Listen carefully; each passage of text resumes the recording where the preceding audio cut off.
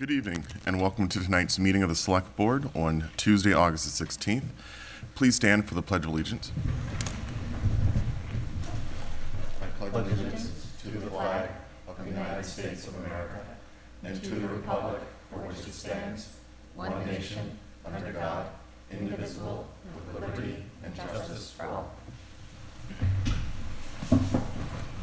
In accordance with the requirements of the open meeting law, please be advised that this meeting is being recorded and broadcast live over the Lunenburg Public Access channel, on Facebook Live and the Public Access Facebook page, and will be uploaded to the Lunenburg Access YouTube channel after the meeting.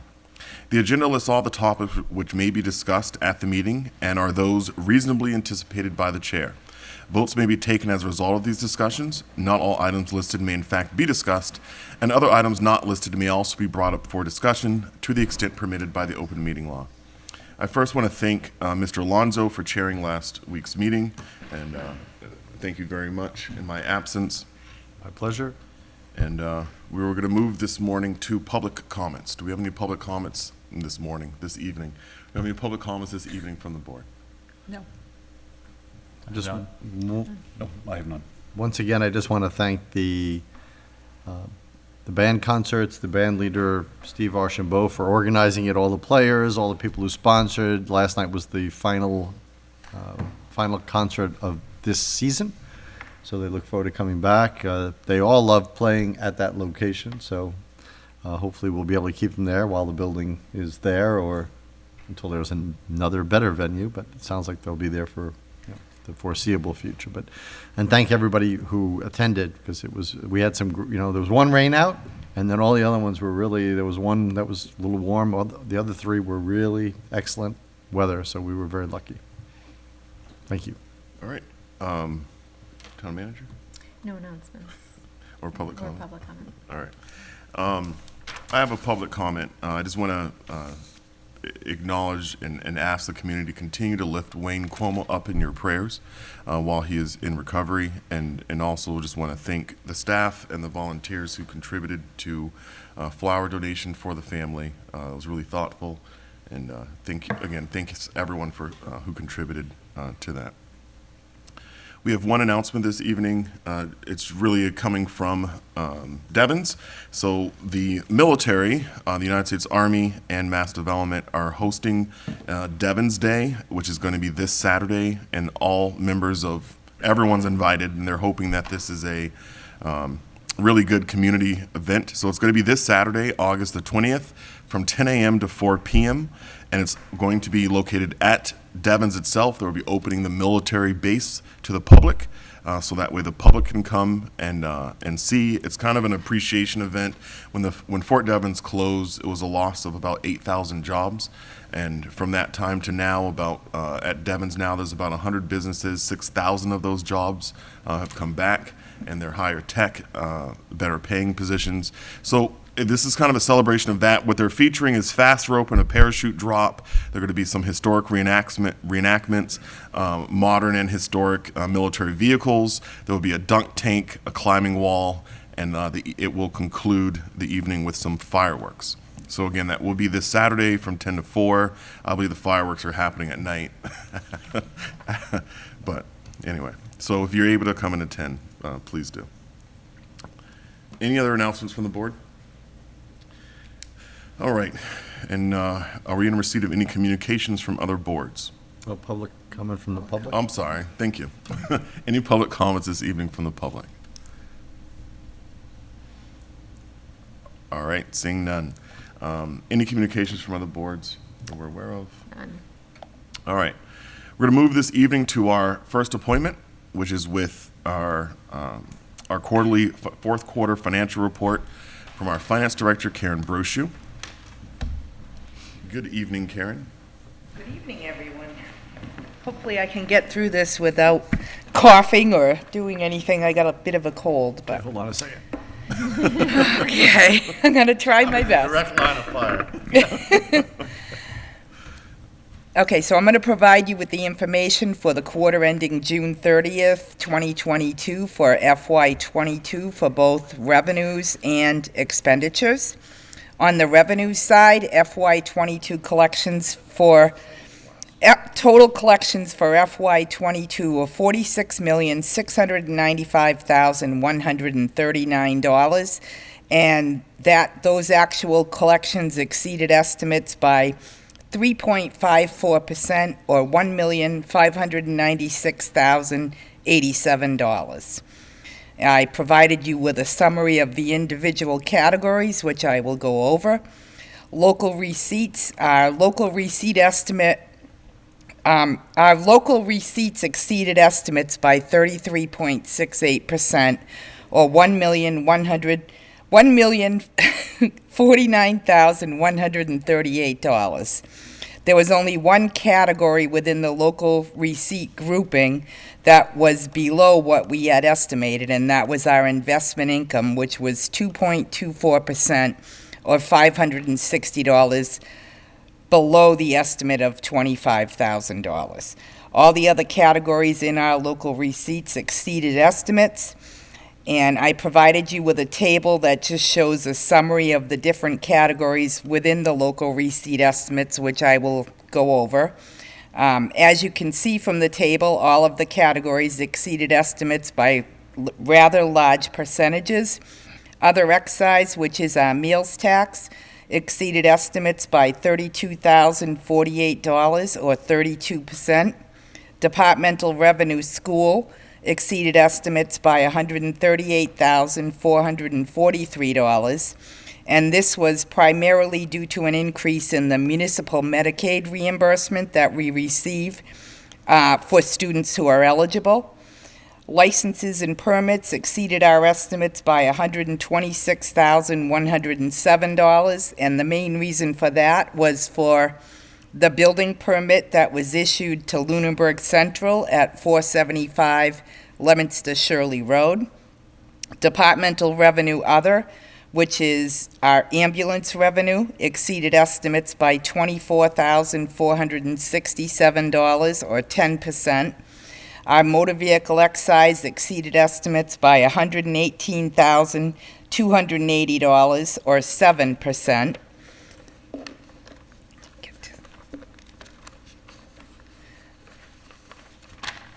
Penalties and interest exceeded our estimates by $306,518, or 153%, and this was primarily due to increases in penalty and interest on tax liens due to the payoff of the tax lien for the Meadowwoods Trailer Park, and also for tax lien revenue that was received prior to the time that the treasurer had the tax lien sale. And finally, miscellaneous non-recurring revenue exceeded estimates by $232,945.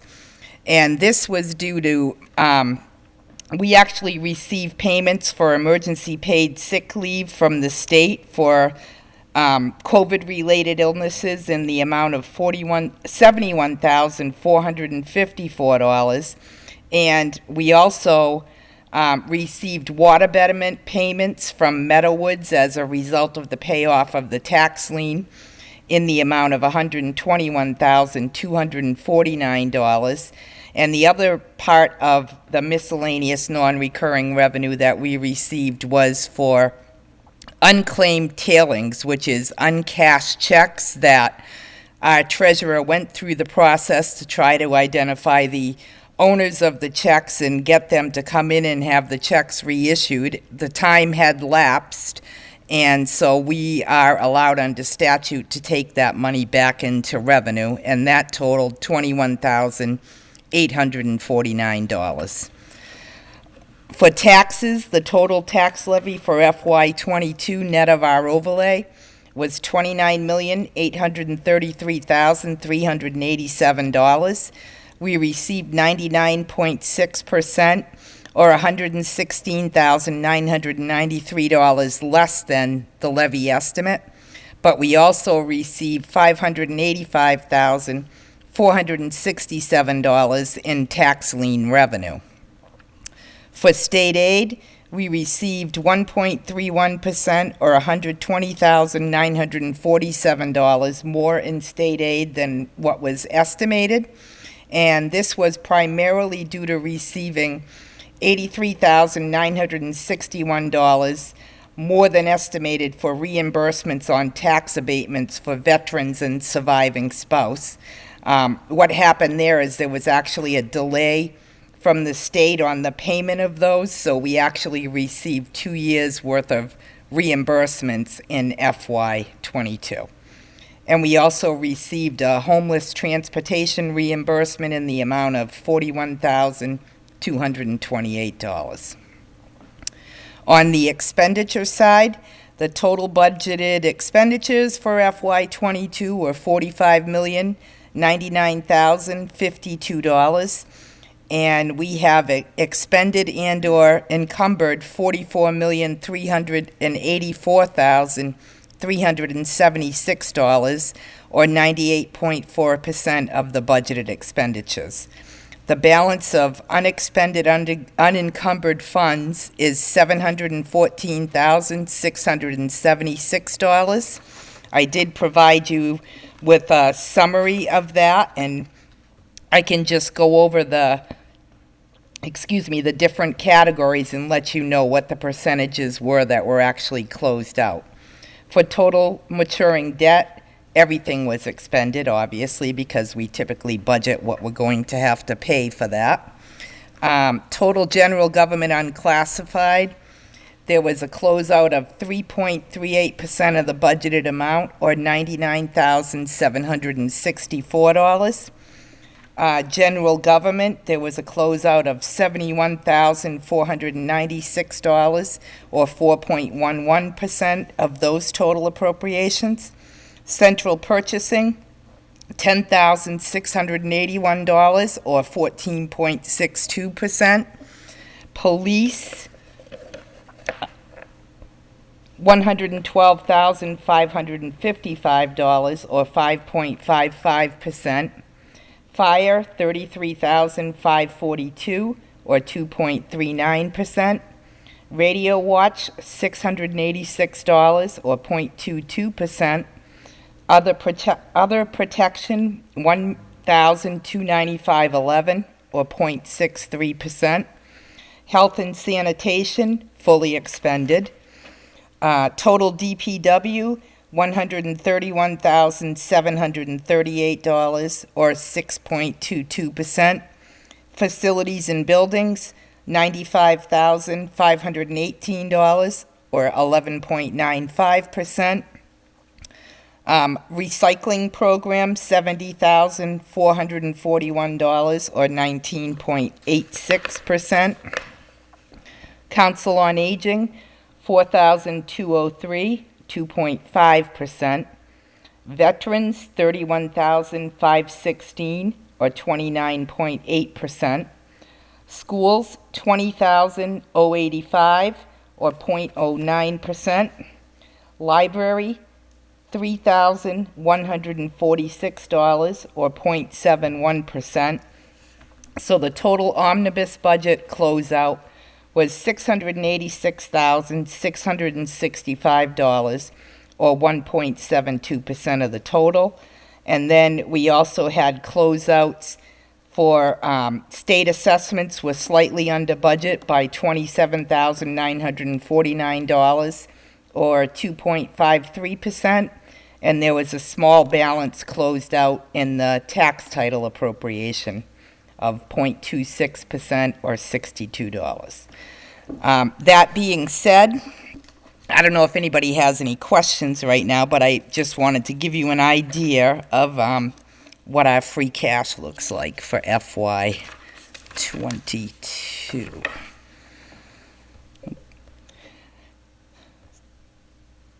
So my estimate for free cash at this point in time is $2,820,603, which is an increase over last year's certification of $2,666,962. The increase from 21 to 22, $153,641. So we had a very good year.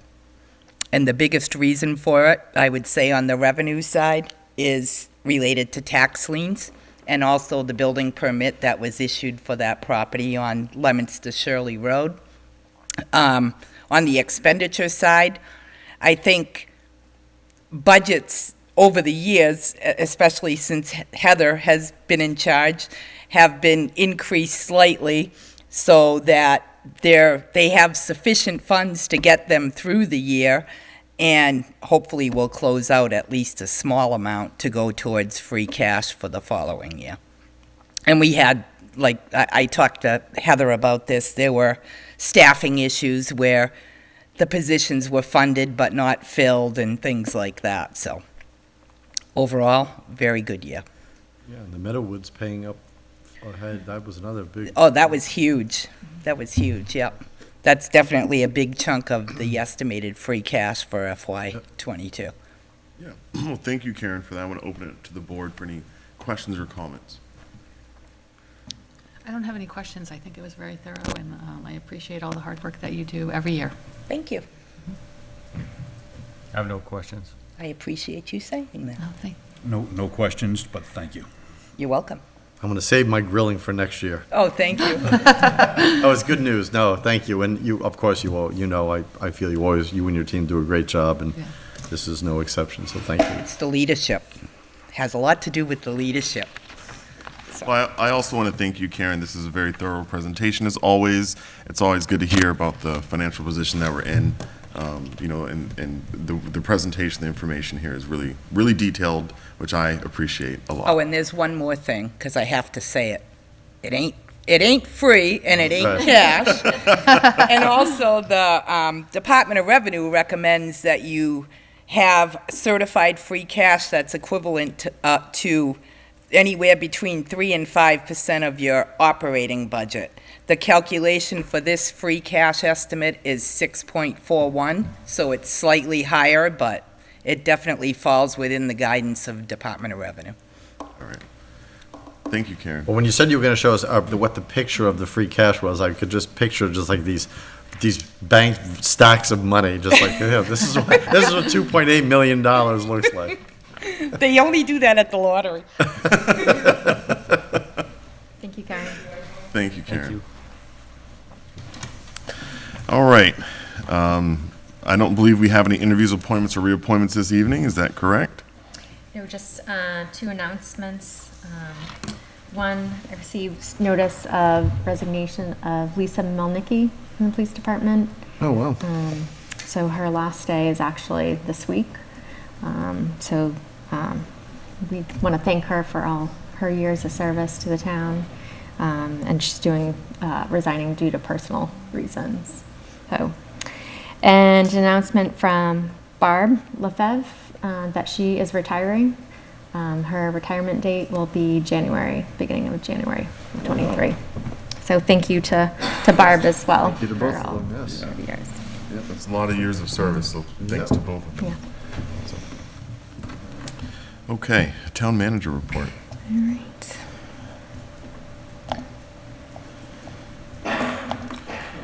Which I'm okay bumping up our workshop in the agenda and doing the town manager Okay, report we later. can do that Okay. after. Yep.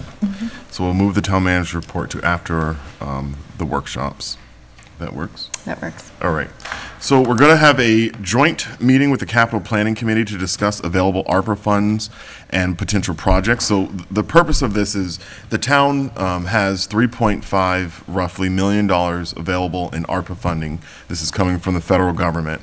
But we need to identify projects that will fall underneath, that we can fund with this available money.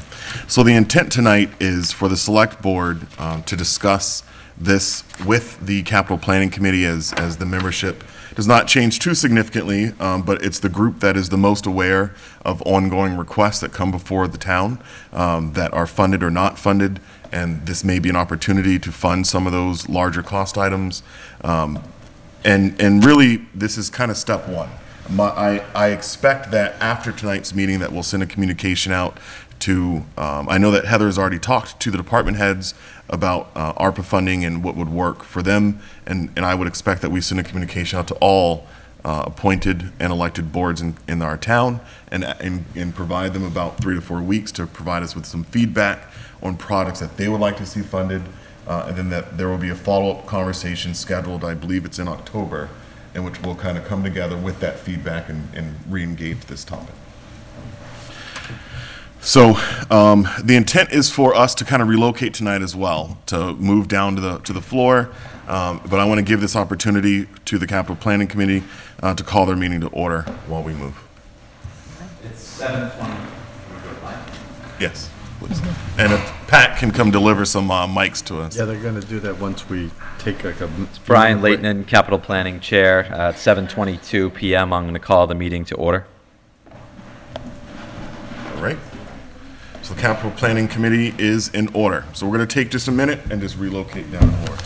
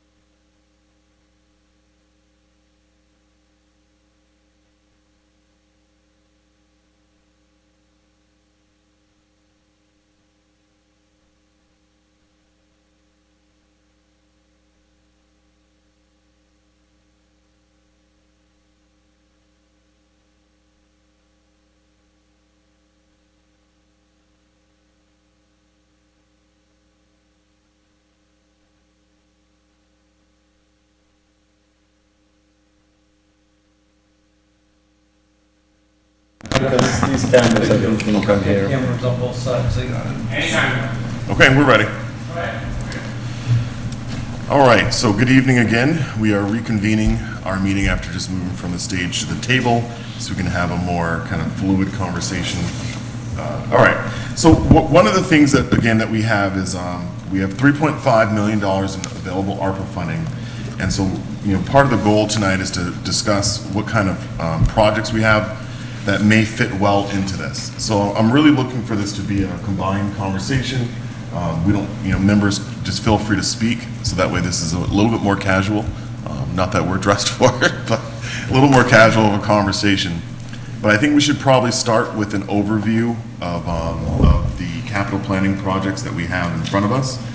And Mr. Alonso, would it be, may I call on you to kind of guide us through a little bit and town manager as well, to kind of guide us through some of the projects that we have upcoming that have been here for a while and that haven't been able to be funded over time.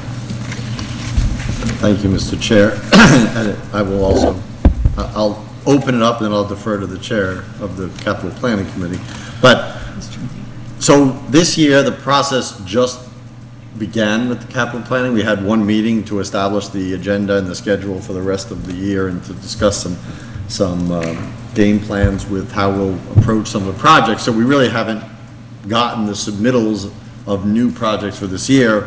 What we're seeing in the spreadsheet that the town manager provided is last year's plan about where things were coming in, you know, things that were already projected into further years. We don't have anything new to add to this. This is like where we ended last year. Is that correct? Correct. For the most part. So there are some, you know, some of the shaded ones those are the ones that were funded, correct?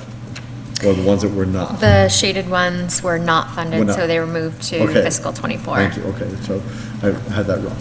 So if you look at FY 2024 projected, those are the ones that were kind of moved forward here. So that column will be added to when we send out and get the responses from the departments. But this is what we're dealing with as of now. I don't think anybody will remove any of these projects. They could, but I doubt it. It'll just be added to. Okay. And I would ask Mr. Laitman, as chair of the capital planning committee, if, you know, his viewpoint as well. Thank you. I just want to add for the public at home, too, that Mr. Alonso is on the capital planning as well as Mr. Passios. Mr. Martin and Mr. Brenner could not make it tonight. I would agree with what Mr. Alonso had stated. I would also open it up to Mr. Passios, too. I think he has a lot of experience, too, from capital planning, just in reference to projects, what might make sense and what might not make sense for this to push forward. Yeah, Dave Passios, so used to this, 56 Whiting Street, member of the capital planning and a couple other committees. I also want to echo the comment that this is very early in our process. So we haven't seen any of the new projects that haven't already been on the list for the last couple of years, which we do get a handful of them each year that come on, and quite often they're important enough so that they are funded within the first year or two. My understanding with the ARPA funding, and please correct me, and maybe we'll go in depth a little bit more as to what qualifies for ARPA funding as this process moves forward, but the two things that have stuck in my mind is infrastructure projects and recreational projects, and I may be stating that wrong, but I'm saying improvements of parks and those types of things. And there may be more, but that's my understanding of it at this point.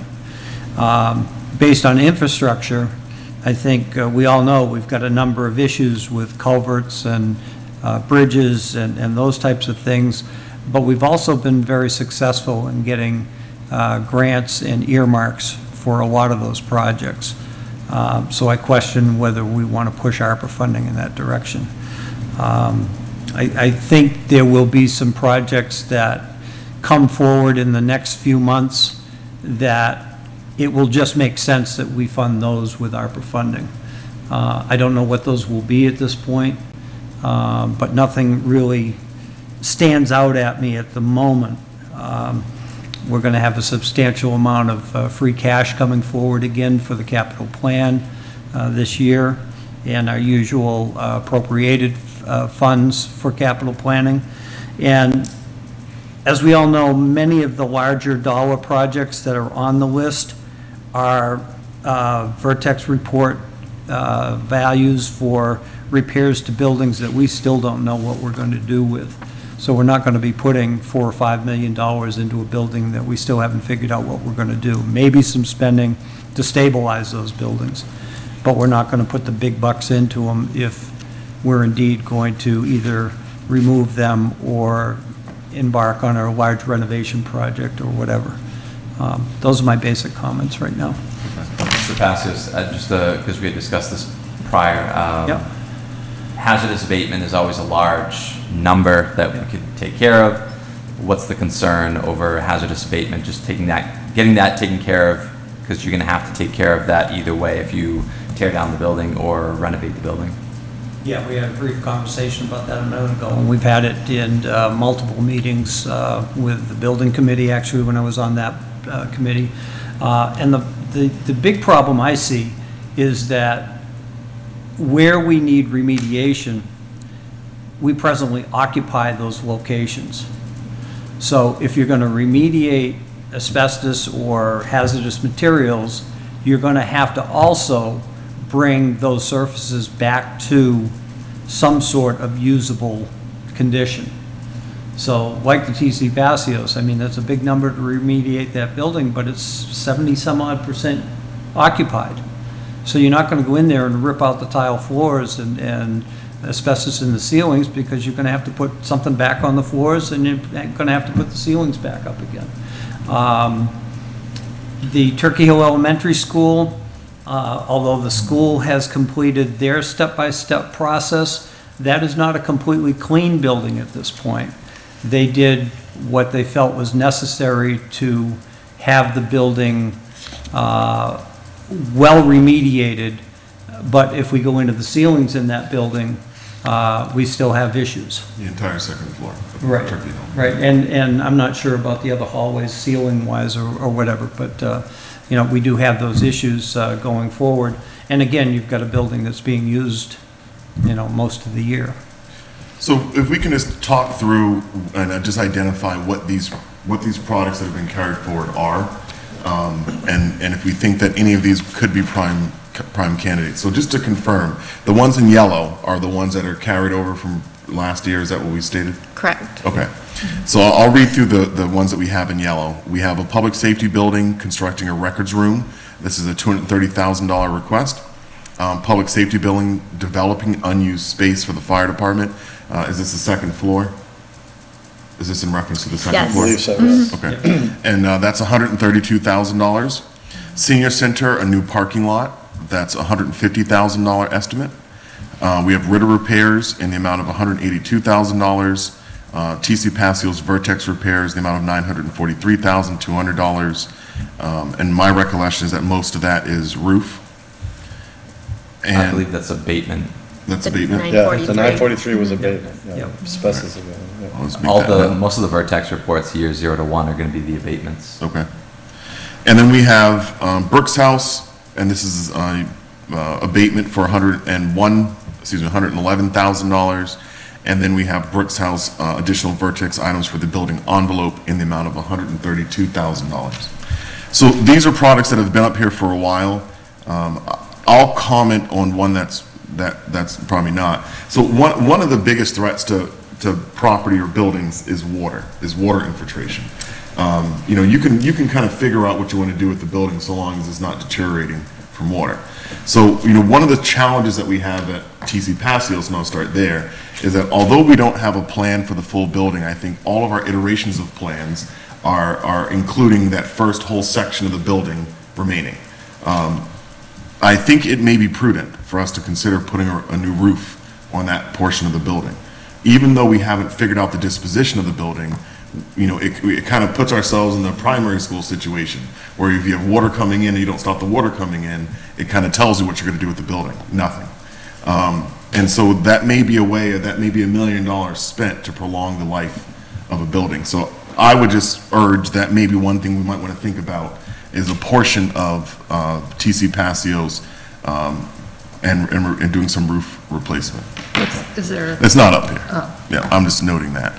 And there is a note about hazardous material abatement that may, I would also prioritize that no matter what we do with that property, that's something that has to be done. And I think given that, even though we've had $2 million last year in free cash, potentially another $2 million in this year, I don't see, and let me ask the question, does the capital planning committee see yourselves allocating 50% of those funds to putting on a new roof on a building that we haven't figured out the disposition for? Like, in other words, do you think it's possible that a roof could go through the capital planning process and get approved this cycle? I know that you guys are at the Well, beginning. first of all, I would offer that I have no idea what will pass through because we only have 3 members here. Yep. So that would be number one. Number two, with some of the elements, like the abatement that Mr. Passio said, the problem is, even if you wanted to do it, you'd have to relocate those places, and you'd have to, if you wanted to bring those occupants back, you'd have to put, not only abate, but you'd have to replace the tiles. So we've stopped, and that has not reached approval because of that. Because it would be twice the money. You'd have to take out and abate, and you'd have to put something new down to a building you don't even know. And you have to find out what are you gonna do with, how do you displace people while you do that? Because it's not like you just put them in the other room. You gotta cordon it off, and there's gotta be positive airflow to do all the asbestos and everything. So it's just not that simple.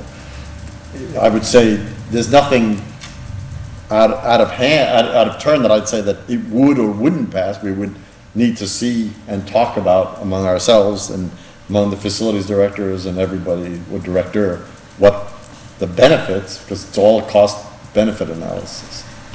I would also add that I think the town would want to see a direction going for the TCP building as well. Like, is there going to be a wing torn down? Are they going to keep the whole building or just part of it? Yeah, I haven't honestly been following the building committee's direction at this point, but given what I kind of get from Mr. Jeffrey's comments, if that front wing and maybe the office area is seriously under consideration for preserving in one way or another, the only questions I have are, number one, do you feel you can do it in such a way that we don't have to add the structural integrity to the building as was engineered into the entire renovation, because then you've just put a roof on the building and now you have to pull it off because you have to restructure the building. That would be my concern there. I totally agree with any structure being protected from the elements. You know, even the gym in that building, I believe they've given up trying to put buckets under the 4 or 5 leaks that they've had for a long period of time because they can't figure out where it's coming from. But as you said, the longer that continues, the less chance we're going to have of saving any piece of that building. Yeah. The other question I have, if Heather happens to know, is that the next item for TCP was 1.8 million. Is that a roof, or is that something else? Believe so. Yeah, I knew that Sounds was the about full right. roof cost. Yeah, and that would be, we'd have to prorate that, I'm sure. I don't think that's been adjusted in recent years. So that was a number for the entire roof a number of years ago. All right. That included inflation values in the Vertex reports as far as the year that it was put in. Okay, do you But think it's- it covers but- the unprecedented? Inflation. None of Increases. these do. Yeah, okay, that's fine. So, Okay. Yeah, I mean, to contribute back to that, I agree, Mr. Alonso, that, you know, hazardous material abatement, and I think we kind of came to the same conclusion on the capital planning, not capital planning, on the building, I won't call it, on the municipal building design committee, that what, basically where we were at was that a lot of the items that remain should be fixed with a building, when the buildings are change of use of programming. And that, you know, there's no point in doing hazardous material abatement for the reason stated, because you're gonna have to do some construction related to it. It's not just a one-part process, and that it would make more sense to do that as part of a project My contribution, I would urge that, I think it's hard for, even though all this is tax dollars or borrowed money from the future from the federal government, I think it's hard for the taxpayers of Lunenburg to be asked to spend $1 million on a building to put on a new roof when we don't have a disposition for that building. It's a hard ask. That's why I think it would be great for ARPA funds, because you're not asking the taxpayers to fork it over directly from Lunenburg. You're asking the taxpayers at large to fork it over. And so if it buys us, if it saves the building, allows us to reuse it, that is money, in my opinion, well spent. But it's a hefty price tag. But the alternative is, what if we don't come up with a solution that the town buys into in 2 and 3 years, and we don't have available ARPA funds, and we get back into a free cash situation that's more normalized? Would we be willing to take a whole year of available free cash and put a roof on a building? I think the odds of that happening to me are really low. So I would think that a roof on a portion of that building may be a good candidate for ARPA funds. Well, I would just, from my perspective, I would caution that, to me, what taxpayer funding the money is coming from would, for my own perspective, would require the same scrutiny. I would not say, oh, it's ARPA funds, I don't care about that, but our own funds, I would. I mean, we have a very unique position with the ARPA funds, and I think it should be as carefully spent as the money that's collected from local property taxes, for me. So I would not have the same perspective that you did. It's like, oh, if we use ARPA funds, it's okay, because it's not really our money. Well, eventually we could use it, that we could have used it somewhere else, is eventually the picture. So just a different I think, to just add to it, I think when you looked at when we were ranking these last year, the TC Passios didn't come close to the top because it's still up in the air what the building, what the outcome of the building was going to be. And I think we really put more focus that the Municipal Building Design Committee had to come out with something. Mr. Passios? Yeah, one thing I just wanted to bring up in relationship to what Mr. Jeffries is proposing is that, and I don't have the exact numbers and the number of years and so on and so forth, but the last project of my recollection, major project to preserve that building, was a resealing of the seams on that roof. I don't remember the dollar amount we spent, but a lot of people thought that was too much money. But it was supposed to buy us 6 years, and I'm going to guess that it was more than a decade ago that we did that.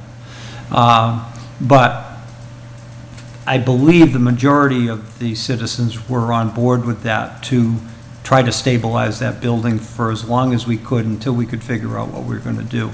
And if the Building Design Committee is actually, in fact, moving in that direction, especially by next spring, then I think we've got a good case for spending the money to put that roof on, whether we use ARPA funds or we use capital funds. Either way. That's personal opinion. Are there other projects, looking at this list, that we think could be prime candidates for ARPA funding?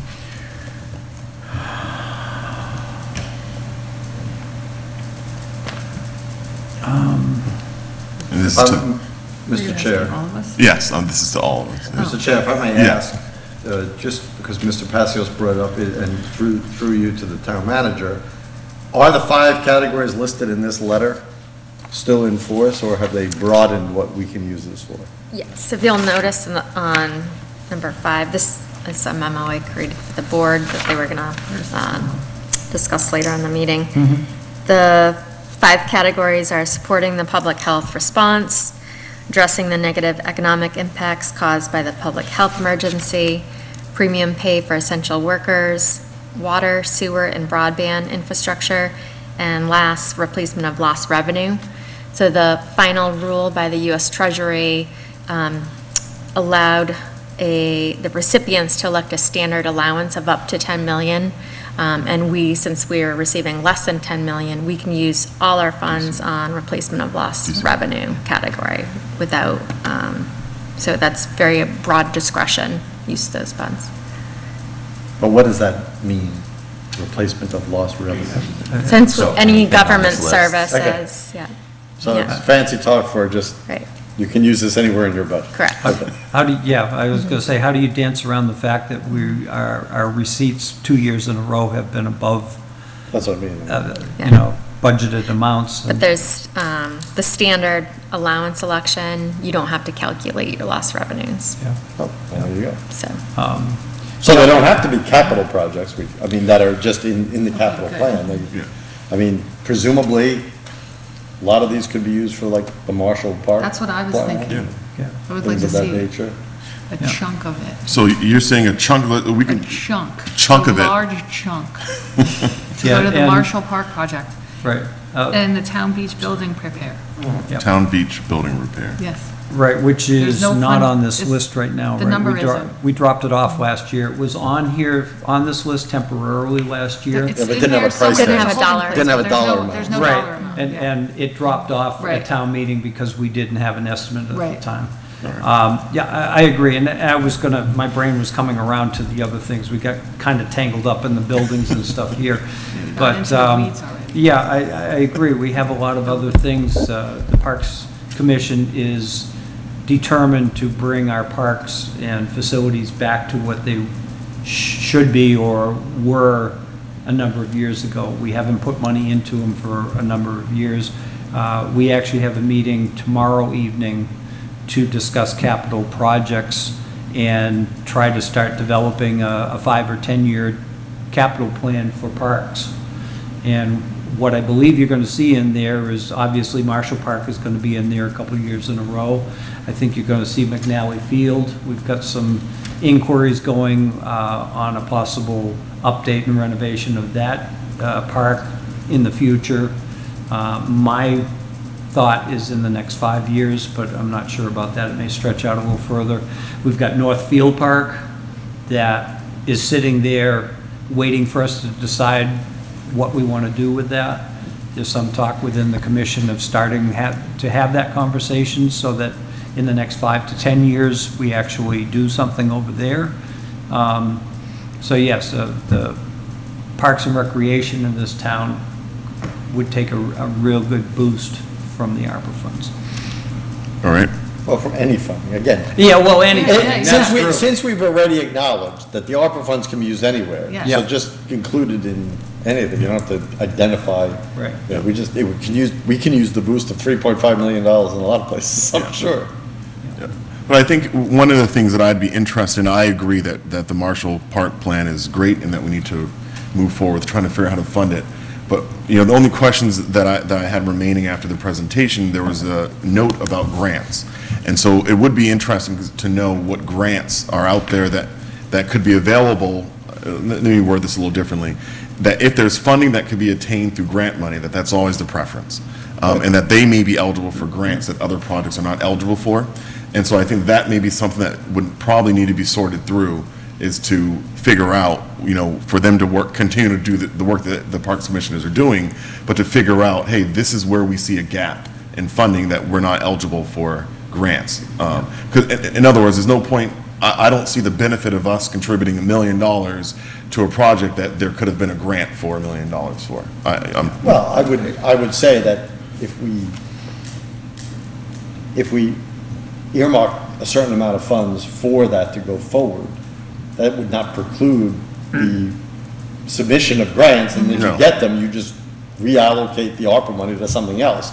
The most important thing to me in this conversation is that come December 2024, there better not be any money of $3.5 million left. Yep. That means none of this is going back to the federal government, and if we did, shame on us, because this is like a once-in-a-lifetime gift. It is. Yep. If I may, I've had a couple of phone conversations, and I haven't had a chance to catch up with the town manager yet on this. But I had a conversation with the gentleman from Rural Development. His office is out in the Springfield area. We actually dealt with that entity with the trailer park, Meadowwood Trailer Park project. And we spoke for a good 40 minutes on the phone, and he gave me a lot of information, but in general, he said that the grant money has kind of started over the last few years to dry up, and the money available that they're getting from the federal government is more directed towards low-interest, long-term loans. But there are a couple of programs where we could probably expect a 40-50 split, 40% grant, 50% low-interest loan. Their loans are 40 years, I guess. So, you know, as a Parks Commissioner, I've been starting to look at some of that stuff. And most grant programs are a reimbursement program or a shared, like I just said, 40-50 or whatever. So even if we can get grants, even the Parkland grant that the town bought the Saliva property with, they got $400,000 towards that approximately. I believe it was $1 million purchase. So you don't get the full amount when you apply for grants in most cases. So a chunk of money from ARPA could help fund the town's portion of that. And one other thing I'd like to bring up is that to move Marshall Park forward, basically the next steps are engineering, and a lot of engineering. We need to bring the entire park to schematic design. The survey is funded but not complete yet, and that may bring up some other issues.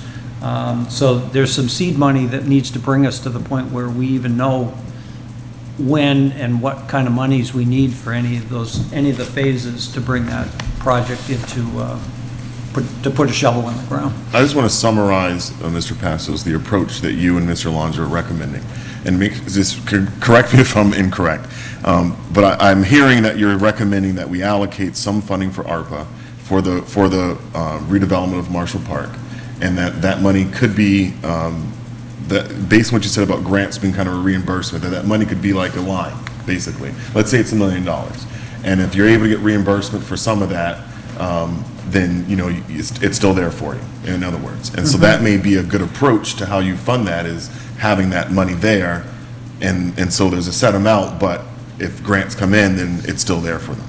Okay. Right. Is that correct? That's correct from my perspective. That's what I've said. One thing I'd like to throw out, and sometimes the way you word things come back to bite you later, and that is would this group consider, instead of saying Marshall Park, Parks. do parks projects or something more broader, so that you're able to use that money at multiple locations rather than just one location? Heather, do you see any conflict with that? I mean, the projects were supposed to be committed, so I would think we'd need designated projects for each of the projects that are. Right, you can't. Not general. Right, you can't give a line item to the Parks Commission to say, here, Yeah. use this money wherever. That's not committing the money. You Right. can't supplement your budget. Okay, that's fine. I just wanted to throw it out there because I know that, you know, we always get tangled up in the wording of a town meeting article as to exactly what it says and what it allows you to spend that money on. You know, and sometimes we word them so narrowly that you can't add, say in the survey for Marshall Park, you can't add another segment of what's basically, in some people's eyes, a civil step in that process, but because it was worded narrowly, you really can't use those funds for that purpose. If that makes any sense? Well, I wouldn't say that happens often. I would say that the projects and warrant articles that have to do with projects are designed and required to be discrete insofar as it should be exactly determined what people are voting for. So they need to be that precise. I mean, and if we miss a step, if somebody misses a step in, oh, we forgot to put X in this project, well, it needs to be part of that project, well, you know, that's why you go to design documents before you go to town meetings. So that's why you get design engineered drawings first. All right, so maintaining the list here, if we can maybe take some votes or informal votes toward the end, but it sounds as if there's consensus on on Marshall Park and allocating some funding for Marshall Park, a large chunk A large chunk. of funding for Marshall Park. And the Town Beach building, do we have any idea how much that's gonna cost to repair? No. And a lot of these building projects, I would recommend waiting for our facilities director to come on board Okay. to do a full assessment. So About one of the things that hasn't been brought up that is kind of outside the normal project would be what has been a long ongoing problem for the town is the Flat Hill drainage problem. Is there a way that we could expedite the design for a solution for that as well as the funding for repair for that within the window that we have to spend the ARPA funds? I think, so the funding that was approved at town meeting will get us the study, the analysis of where the water is coming from, the source, which once we have that report and findings, would be a recommendation. So I would say that should be wrapped up this year as far as a recommendation. Calendar year or fiscal year? Fiscal year. So next summer. Yeah, I'm estimating, I don't have that from our engineer. So that would give you sufficient time to put the commitment into by fiscal '24, December 31st, 2024. Okay. Before we go into our own kind of like, I do want us to talk about our own ideas and projects, but is there anything else on the capital plan that's in front of us that we think is a prime target for ARPA that we haven't discussed before we move on to those other ideas that we all have, as I know we do? Well, there are there's at least one on here that is still on here from 2016. The unused space fire, the records room. Yep. That's from 2016, Yep, and it keeps getting pushed out. yep. So maybe we just get it done? It's gonna keep, That's, are we not? that's if you come to the conclusion Right. that we should get it done. Yeah, so are If we? it hasn't been done since 2016, So there may be then- a reason why it hasn't been Then done. maybe we just, can we take it off the capital plan? Well, that's a Like- different, that's a Right. larger question. Right. And I think that's why I would recommend too, hearing from the department heads, like the Right. police chief and the fire chief too, is going to be helpful in those discussions. The support for any project that stays on the list that long is probably somewhat low Right. on the committee. So, But it's not the committee's purview to remove projects. okay, Can I ask I don't know that, well, that's a meeting, that's a discussion for our meeting. right, I don't know that that's true.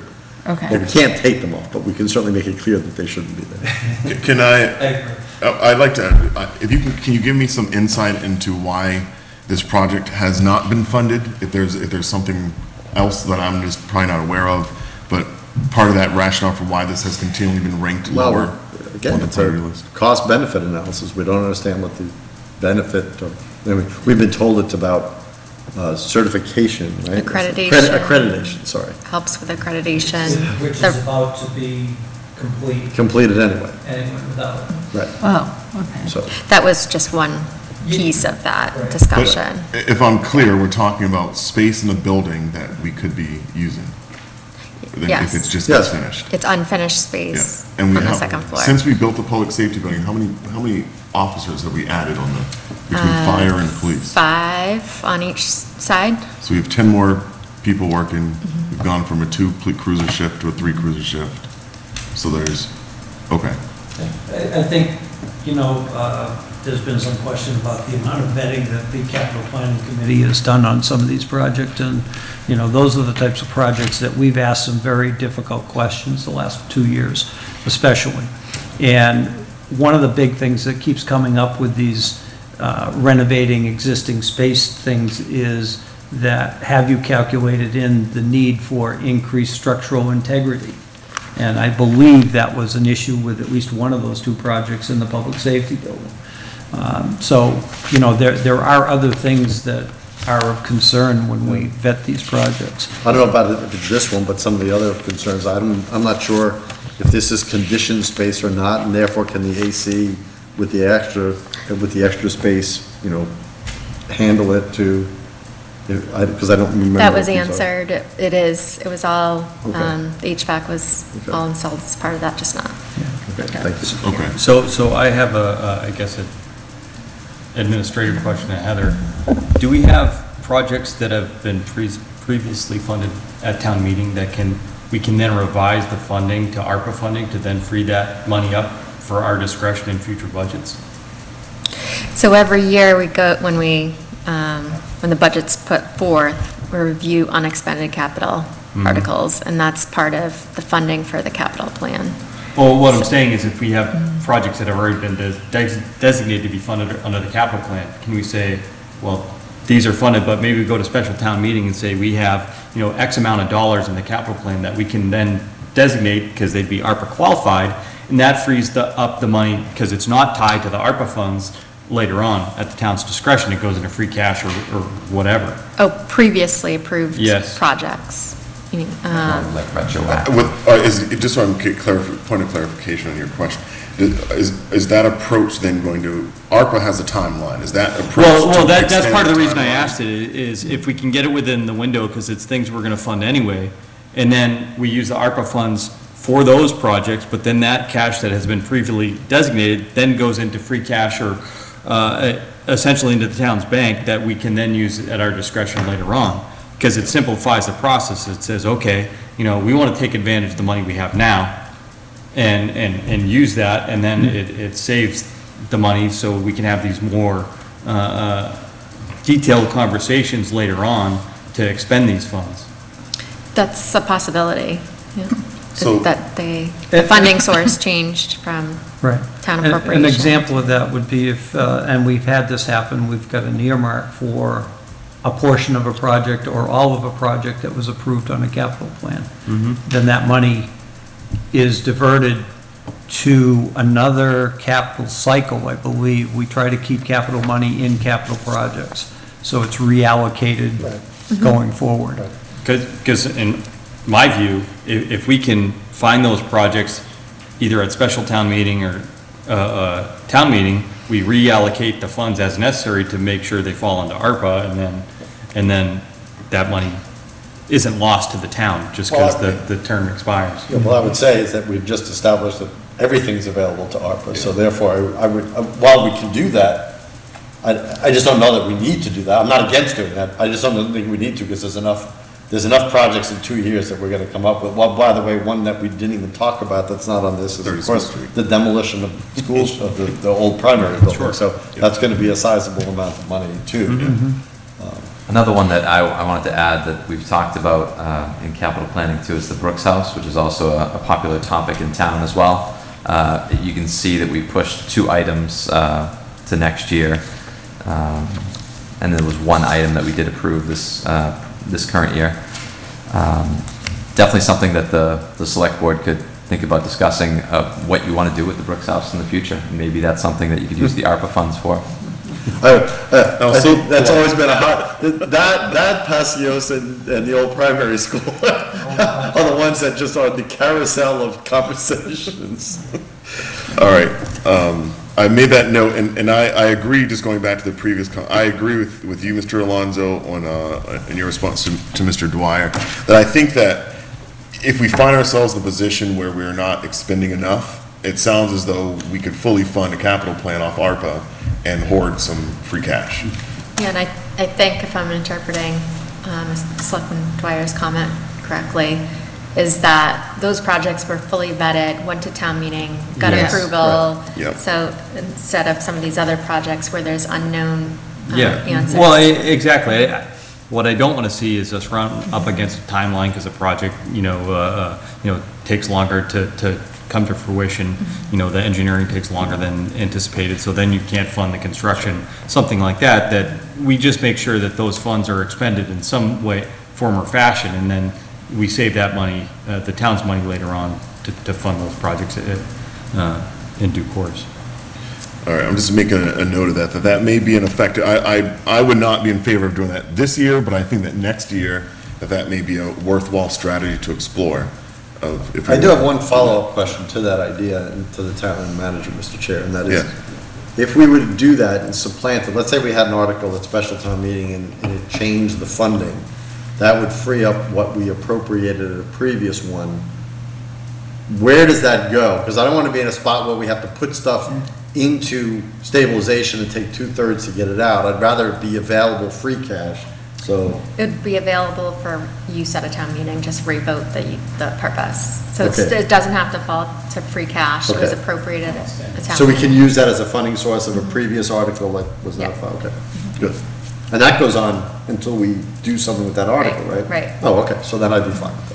Okay. That's how you get the articles on town meeting floor, that the funding sources are funds Right. allocated on this town meeting, this article, and there's a list of 12 different articles that the money's pulled from. Yep. Okay. So I'm just going to recap some of what we've said so far, and then we're going to go into kind of our special projects, all the things that we think need to happen. I've noted roof stabilization of TCP. We have a large chunk to Marshall Park.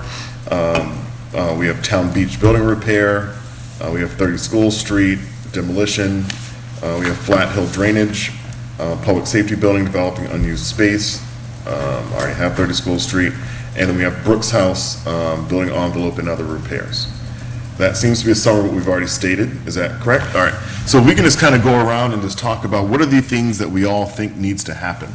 Again, we are going to ask all the elected boards and committees, we are going to ask the public for input, but just kind of our view at this stage of the process, knowing that there will be a capital process happening, and what are those things that we think should be funded? You stated that two different ways in my mind. Yep. Must be done, we'd like to see done. Would like to see done. Okay, Or must or would like to see. okay. Well, I'll start by saying I'm not going to go project by project because I'm not going to preempt the discussion we'll have at the capital planning committee. I don't think that would be fair. I would say that we will scrutinize which ones need to be done.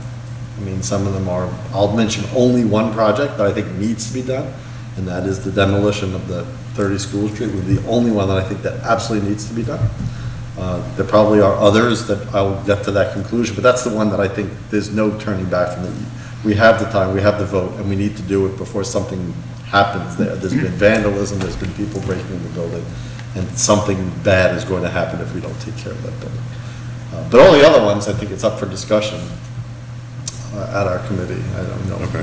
I want to hear what the departments and the people who are putting it forth, what their reasoning is.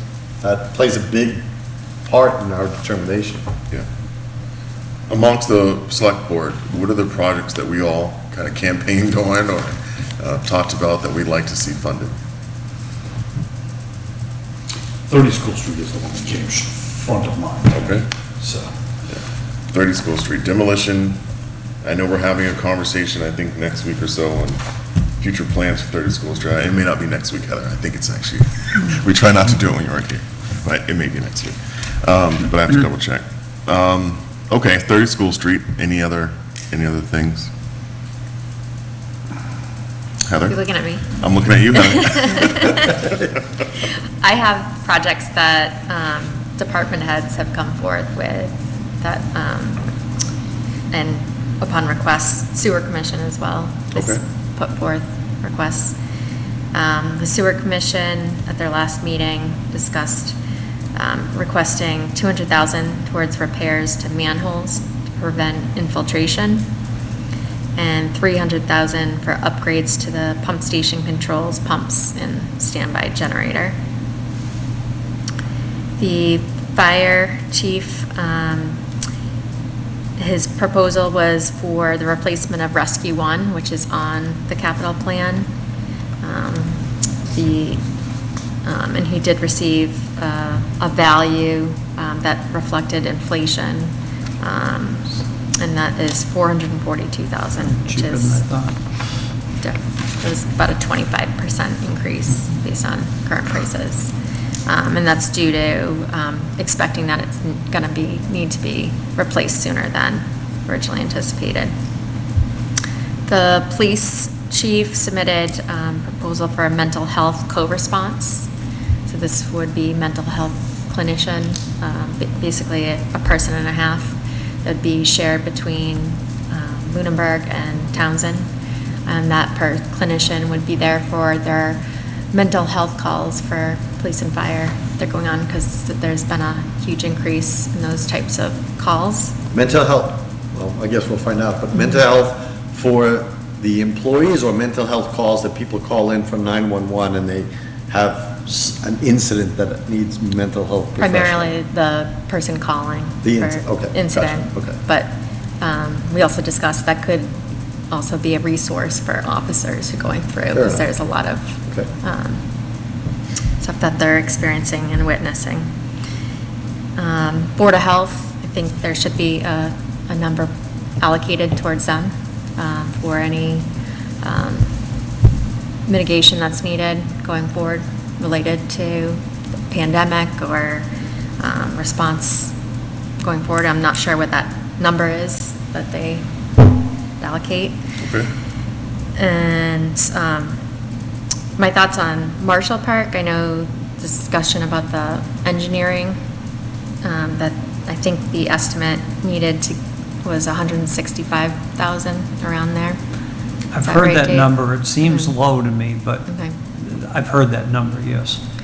But also addressing the public restrooms at the park, because they do have an opportunity to get funding through the Board of Health for the septic installation.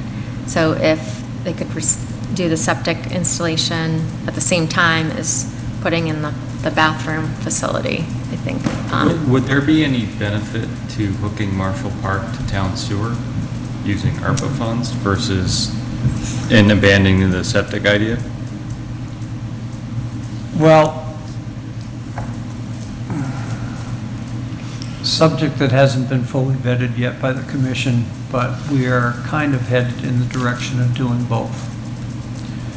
The reason being that present proposed location of the septic system and toilet facility that the town manager is speaking to gives us toilet facilities on the Chestnut Street end of the park, and that space has already been set aside outside of the master plan renovation area, so that area is already set aside for it.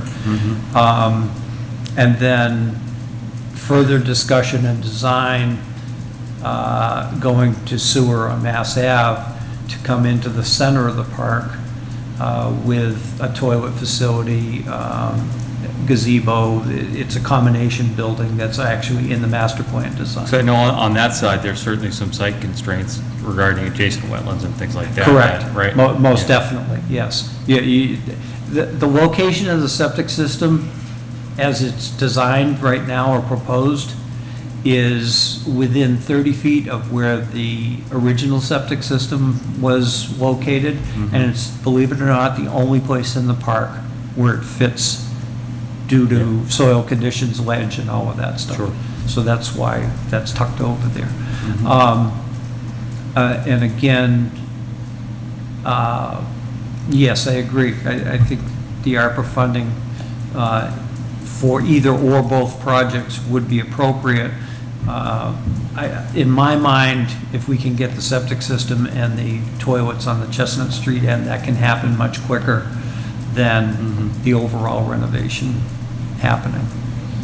The other, just I'll throw it out there as a comment, that conversation I had with rural development, he suggested that if we go their route, that we consider combining for funding purposes. They wouldn't have to, you'd have a three-year window to complete.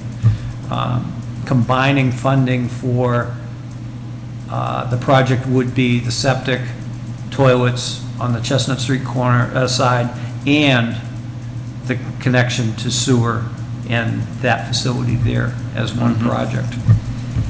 That's a possibility, but again, that's combination loan grant, so I don't know what those numbers really look like. Yeah, the other benefit of, and I don't know if this is discussed by the Park Commission either, is installing the restrooms allows for programming and everything to occur at the park, where right now we don't have permanent facilities, so there'd be that benefit. And another project that I talked to our IT consultant about is broadband and how we could maximize that, and his suggestion is possibly looking at installation of a cell tower on town property in an area where we need coverage, and there'd be multiple benefits. We could talk to our dispatch and public safety to see where there's benefits of increased coverage, in town, as well as adding capabilities for the public, and we could lease out space to Verizon Yeah, so- or whoever, right, And make money. and make money. I currently, through my job, we lease a water tower, and that water tower makes us like $100,000 a year. So, and it's just to sell companies. All right, so that's a good idea. Any others, Heather, from that? None right now. All right, any other members have other projects that you'd like to see funded? I just would, in my mind, the order of importance, I think infrastructure projects, as I said at the beginning, the bridges and drainage projects, again, we might find other sources, and we've been successful with finding other sources for some of that funding, but we need to keep up our culverts and bridges, as well as what we've done in the last decade to bring our roads up to snuff. Yep. Those structures are part of that infrastructure that is going to be, an ongoing thing. I mean, the few that we have in the pipeline now are just a handful of the ones that are coming down the road that will deteriorate just as quickly, and I'm guessing that every year we're going to see a culvert or a bridge that comes onto the list. So, one other thing I thought I had, and it's just because I was online and I saw a discussion regarding schools and busing. And one of the requirements of school busing is that if, I think children in 3rd and 4th grades who are within a mile and a half of the schools are required to walk to school. Well, we'll talk about Well, that they're in not on the committee bus. reports, that's Yeah. right. Well, they're not allowed to walk to school. However, they're not allowed to walk to school, they have to be dropped off. Well, I guess my point in bringing this up, is there any appetite to expand the sidewalk system within Lunenburg to help facilitate some of those houses that may be required to have students that are bused or can't be bused to school? Is there, something, even if it's a study to look at where a feasible expansion of sidewalks in the town could be, that might be an opportunity to do something like that? I would agree, and I think it also benefits the adults too, that they can get out and walk during the year. Benefits the town. Yeah. Everyone benefits from sidewalks. My neighborhood has been really abuzz seeing the sidewalk from the center of town down to Whiting Street along Lancaster Ave being redone this week. They're all excited about that. One thing that I would like to see, so we're going to have a presentation next week from Jenny Albertson on pollination, on pollinator gardens, monarch butterflies, insect populations declining, a whole lot of other good stuff. But, but one of the things that really I think that we can do that's cost effective is create, and I am going to propose next week when we meet with her, a couple of policies to the board as well for us to start the process of talking about, but one of them is to require that we establish pollinator gardens on as much of our property as feasible. That we are, I don't know if anyone else has noticed the significant decrease in insect populations, especially over the last couple of years. That, I remember we never turned our front light on because you'd walk into a wall of bugs, and now you turn the light on and there's like nothing there. There's like You little come up to moth- my house.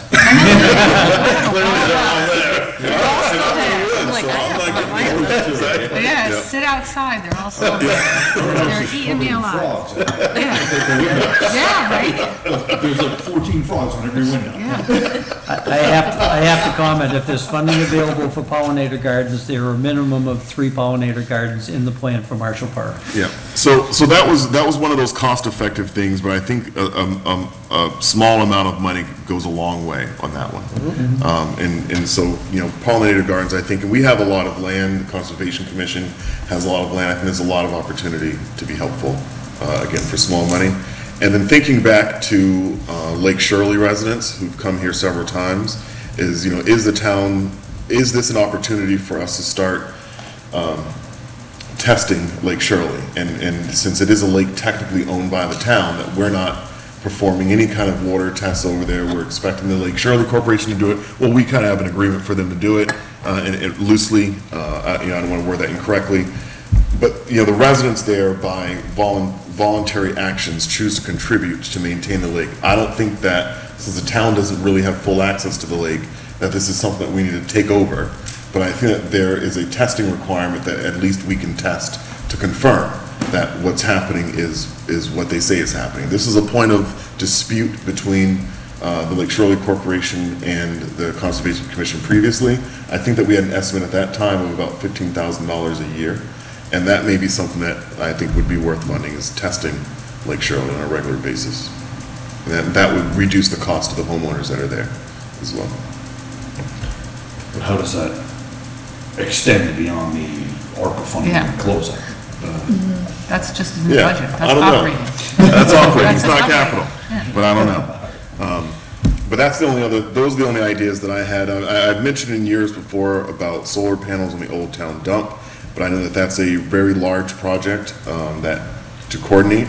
This may be, but it's something that can be invested in that will then have a return on that investment. So, if you pour $1 million into solar, you're going to get $1 million back, and so.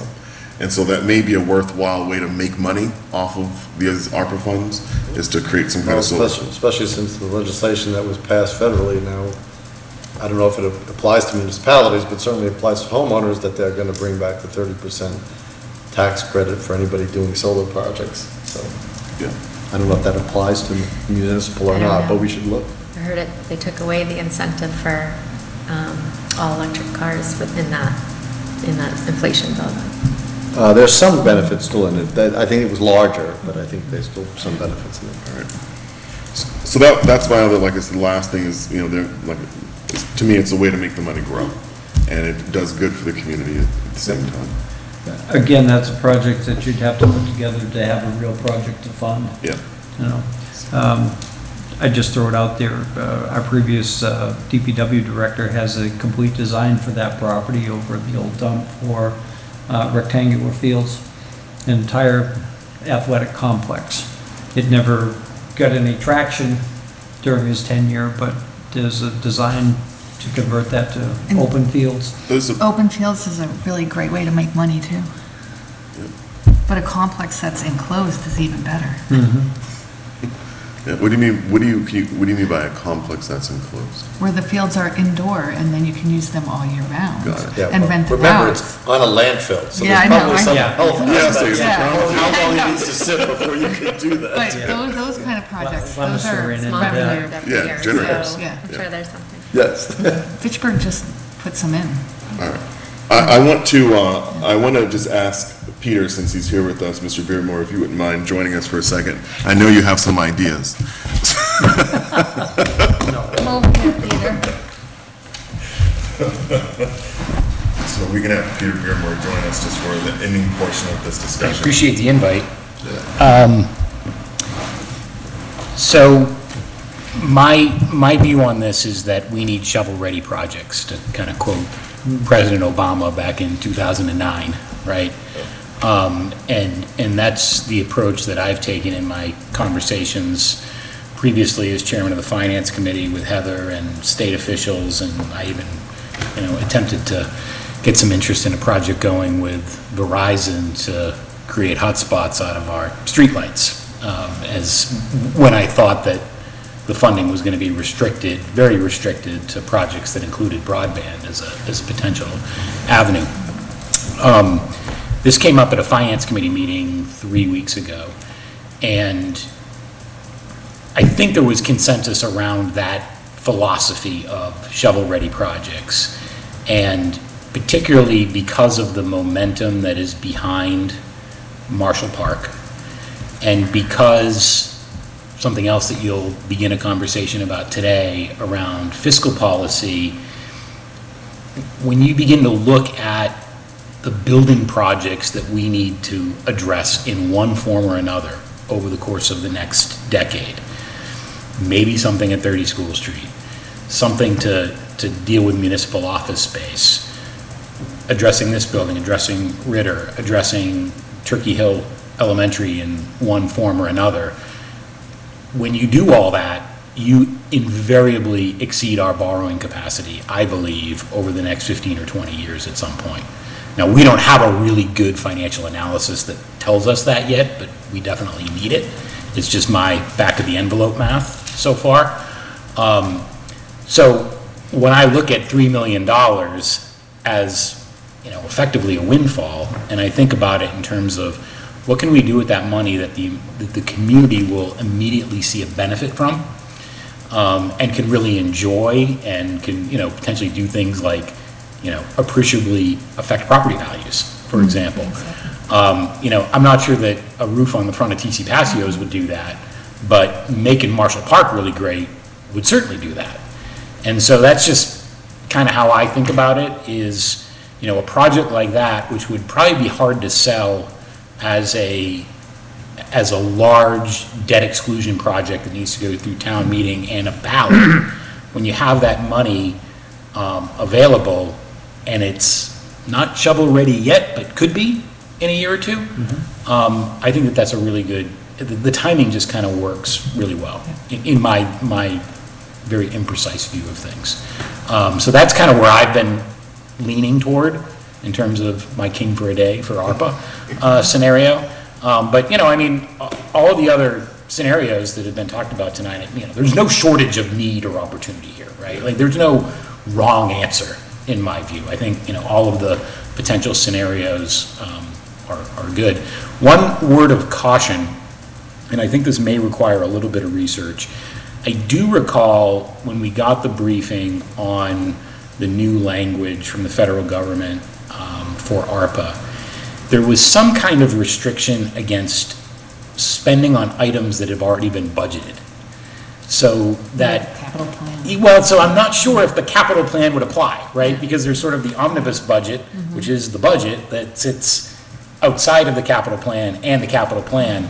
So I don't know. I really, you know, and that may be something that we need to ask the feds, like, would that work or not, or would that be copacetic? Because I think that's a really good financial engineering idea. I'm just not sure if that would pass muster with the feds when they go to say yes or no.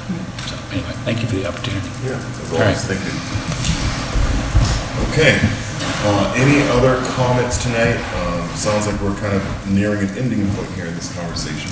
I would just add that I think the select board should think outside the capital plan. There's a lot of projects outside the capital plan. Also, I think it will be good for you to see our priority list too, because I don't know if it makes sense to just follow our priority list. Like Heather had stated earlier, with the police storage area. Maybe that's something that is better for you guys, but not necessarily capital plan.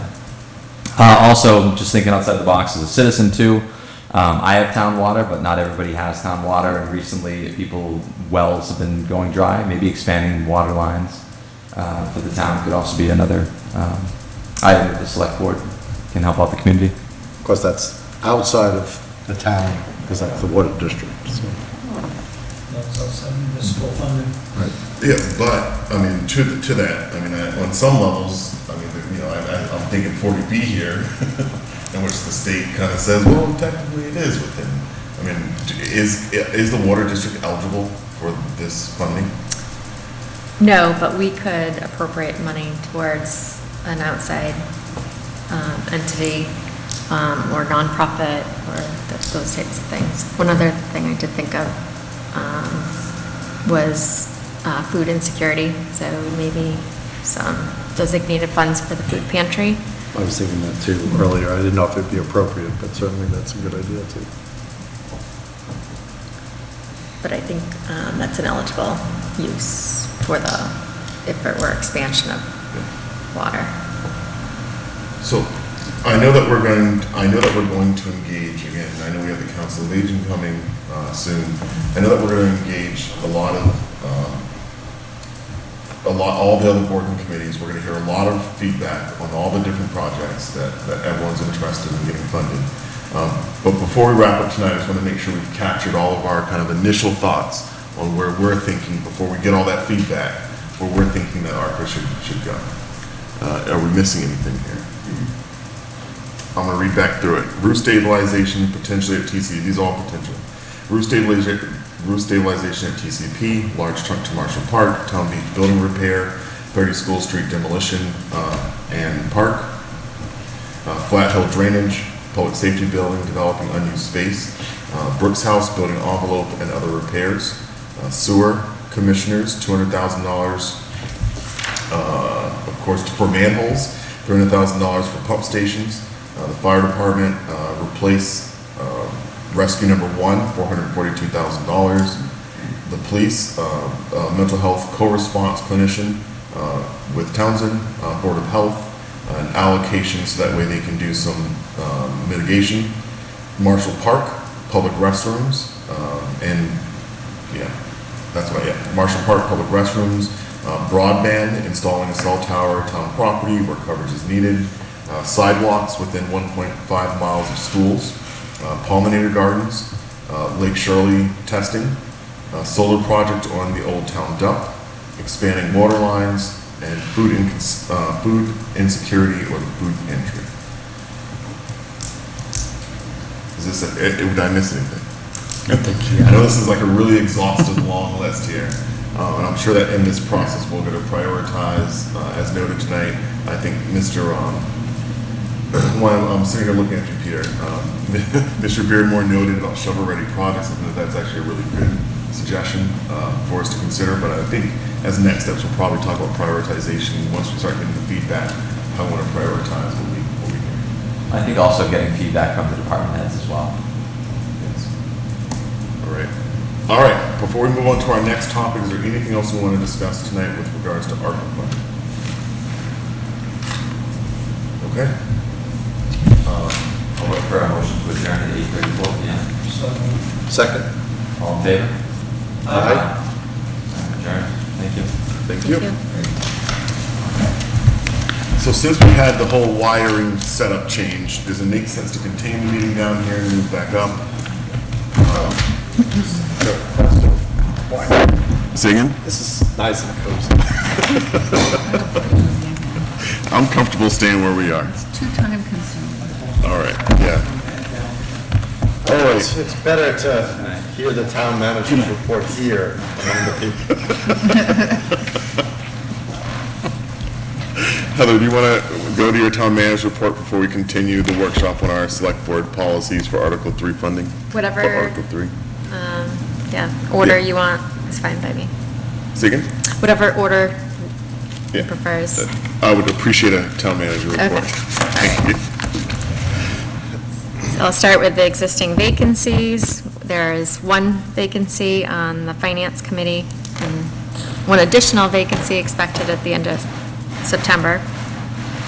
2 associate vacancies on the Green Communities Committee, 1 vacancy on the Historical Commission, 1 vacancy on the Planning Board, which is jointly appointed by the Planning Board members and the Select Board until the next annual town election, and 1 associate vacancy on the Zoning Board of Appeals.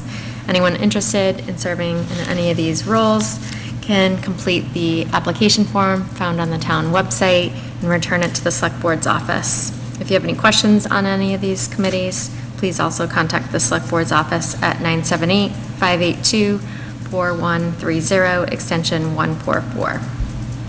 For current employment opportunities with the town, we currently have a full-time facilities director position, which is a full-time benefited position, a meal site manager, which is part-time, non-benefited position, 3 heavy equipment operator positions, which are full-time benefited positions, police officer, which is full-time benefited position, production technician, which is part-time benefited position, van driver for the Eagle House, which is a part-time non-benefited position, and public access videographers, which are our part-time non-benefited positions. And information on these job postings can be found on the town website under employment opportunities. An update on Luffa Farms. Luffa Farms has submitted their preliminary application to Mass Office of Business Development, and their internal review team has moved them forward for consideration for state credits, in addition to a tax incentive financing agreement.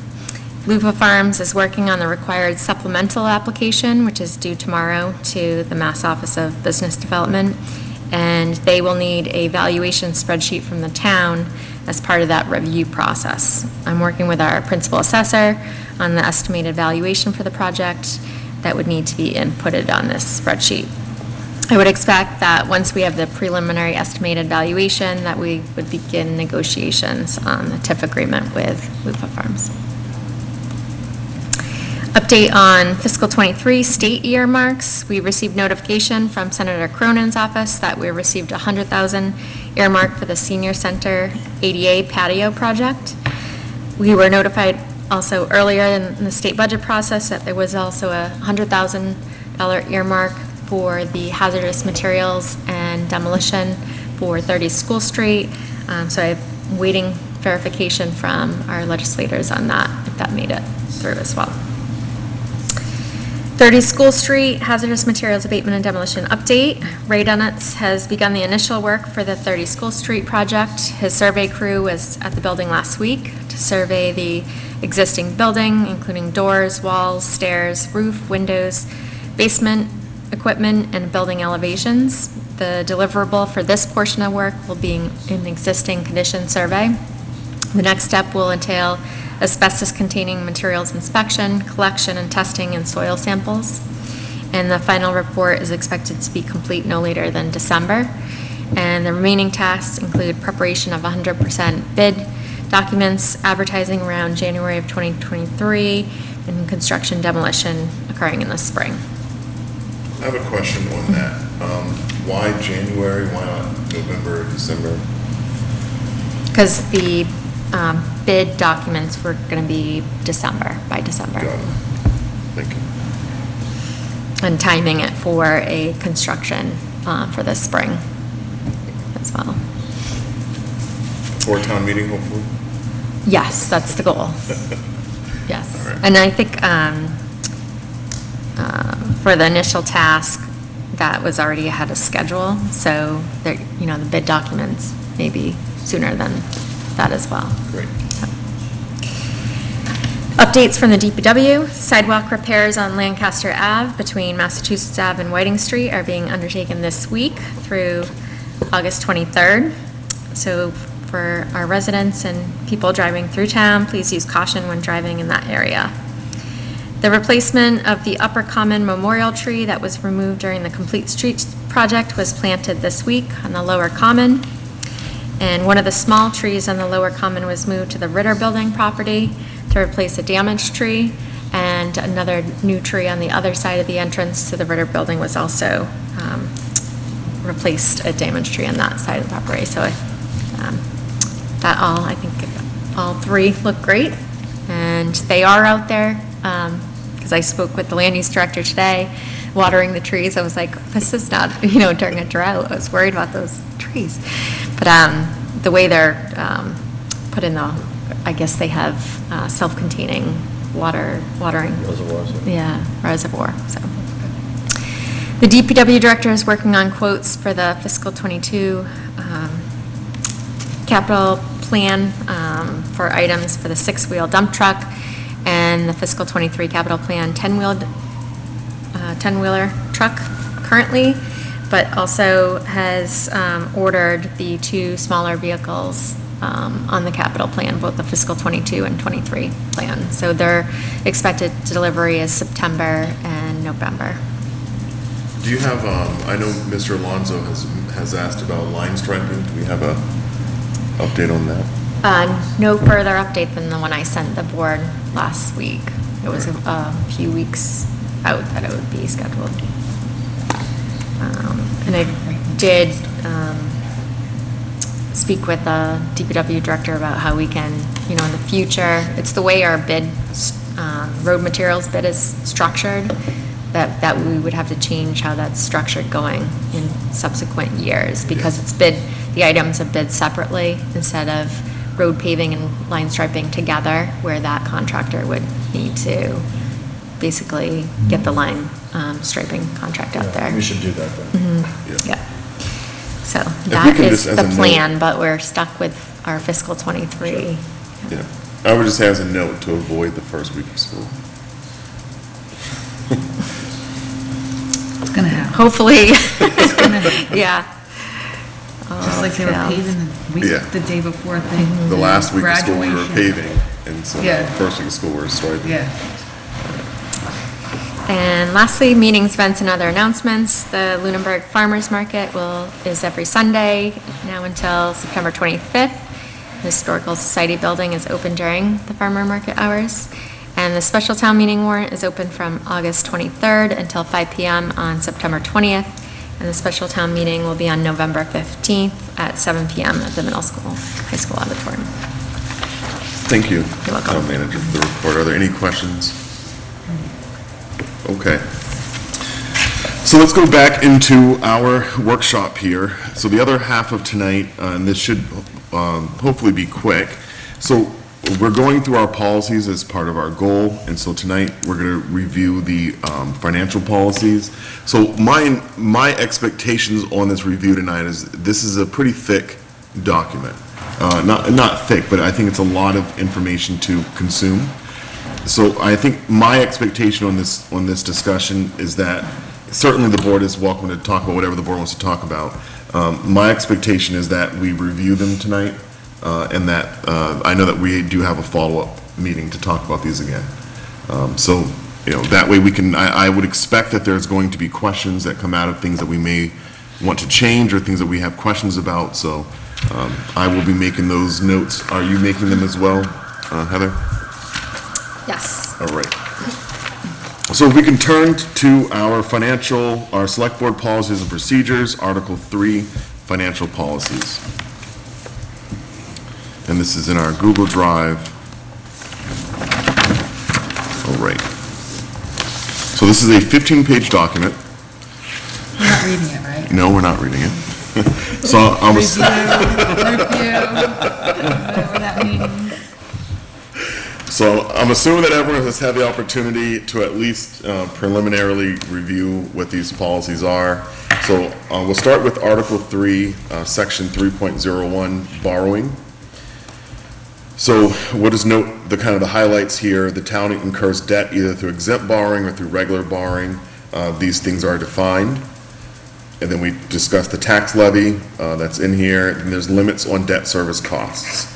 Limits on debt service costs are, regular borrowing debt service costs should not exceed 4% of the regular tax levy. An aggregate annual debt service cost of all exempted debt should not exceed 11% of the total tax levy. The aggregate debt service cost of debts financed by regular borrowing and by debt exclusion should not exceed 14% of the total tax levy. And irrespective of the method of funding debt, the term of any bond to pay for an asset should not exceed the anticipated useful life of the asset. Are there initially any thoughts on any of this?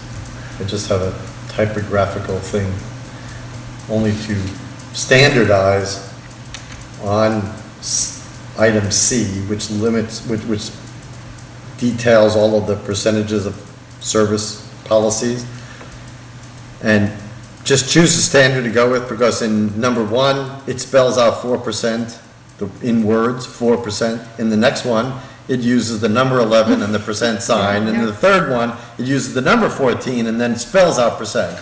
I'm sure there's some combinations that we're missing here, but can we just choose one of those so that it's standard? Well, and then there's spacing and there's. And I would recommend that we spell out the percentage and in parentheses, put in the number. Okay. And the percent sign. So therefore, if you peruse it, if you scan it, you know exactly what you're looking for. All right. Otherwise, as far as the policies and the content, I have no questions. Or no modifications to offer. So we've solicited feedback on this from our auditors, from Karen, and from the town manager, and to date, no one has recommended that we change any of this, as a note.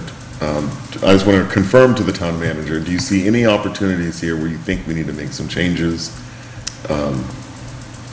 I do not. I would, if there were a proposal to change it, I would want to, hear that rationale and why. One thing that's held us up in all our, bond ratings is our debt capacity. So I think increasing that percentage puts us further, away from achieving the highest bond rating. Okay.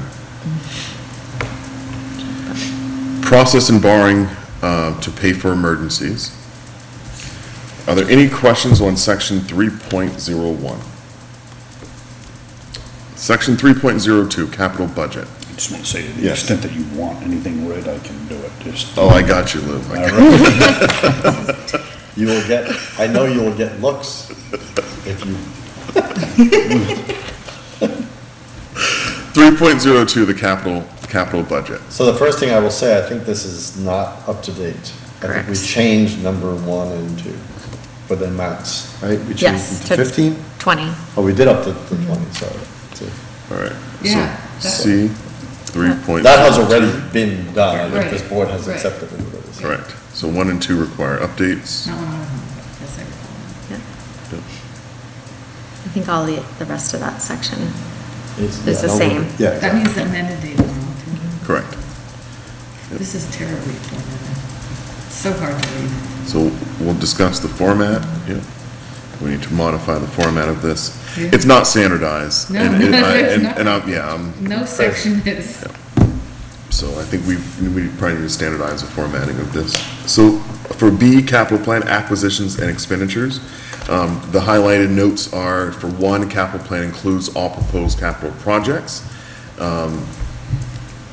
2, expenditures for capital projects, identifying, expenditures to acquire capital assets that do not involve financing through a debt exclusion override will be presented at the town meeting for approval or disapproval, and then it kind of walks through what the process we've been following is.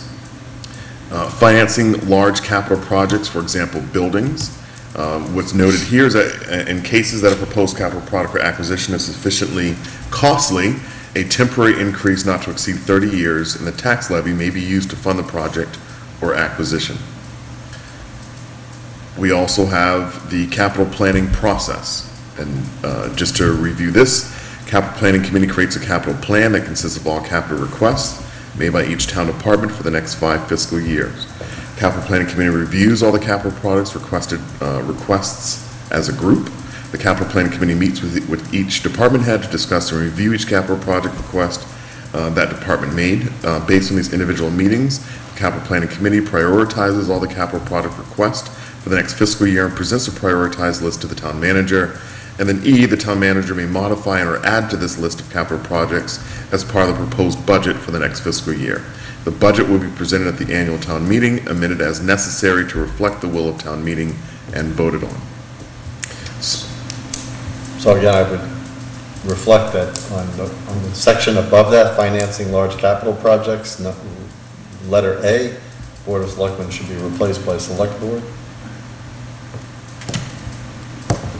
And anywhere else that isn't, I don't think it's anywhere else in the document, but anywhere else that it is, quick search and replace there. Again, content-wise, I'm fine with what it says. I think that under capital planning process E needs revision.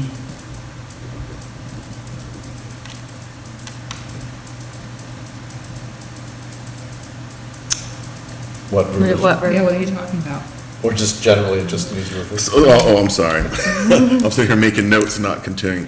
The second half of that sentence, when it says that the budget will be presented at the annual town meeting, amended as necessary to reflect the will of town meeting and voted on, I think that we specifically do not believe that the capital plan can be amended. I know the language speaks to the budget can be amended at town It meeting. says this budget though, so they're talking about the capital planning budget by using the word this, So I think that this last sentence is problematic. because the amended part. Correct. It can be amended. As a But- whole. But I understand you want to clarify it, and that's fine. Right, it can be as a whole, but, right? How can we best clarify this second sentence to reflect our current interpretation of our requirements? I think our policy disagrees.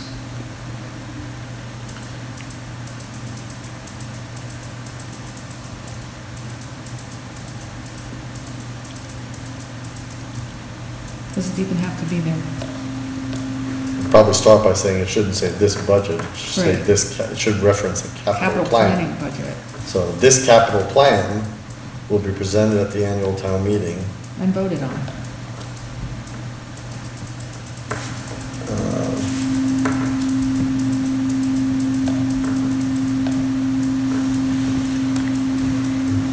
you could get as granular as you want. You could explicitly state that the only thing that could be amended is, you know, the budget amount, the capital plan The total figure. dollar amount, not items. Like, there's no line item veto kind of thing. If you wanted to clarify that, I'd have to think about the language, but probably wordsmithing on the fly here is probably not the time Yeah. to do it. Yep. We're just reviewing. Yeah, we are. I'm making notes. All right. So this is noted that E requires revision second half, and I just have my notes here. Section It 3. needs to be amended, is what you're saying. Yes. Section 3.03, free cash. We have the definition of free cash in A.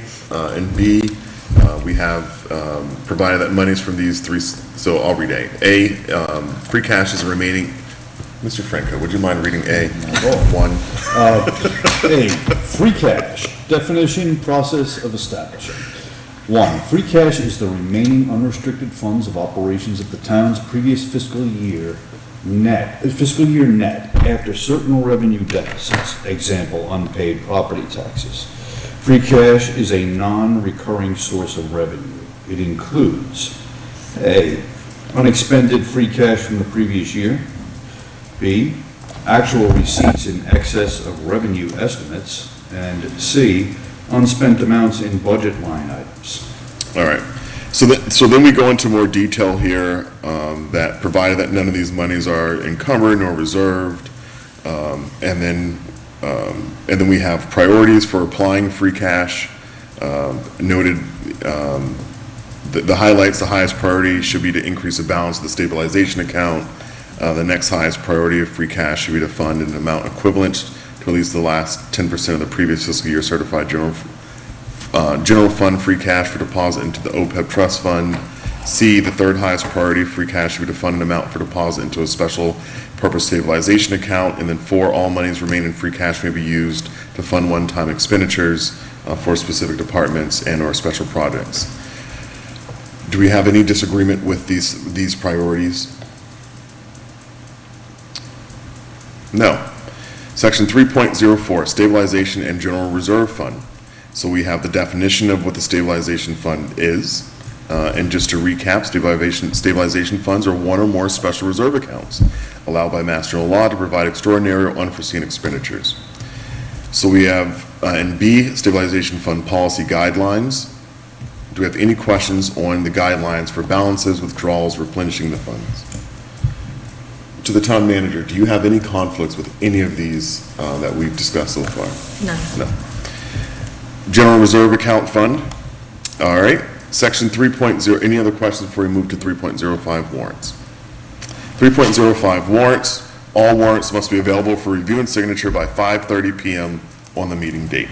I want to applaud the person who did this section because it is one sentence and it's its own section. I love this person. It's like one line. One line.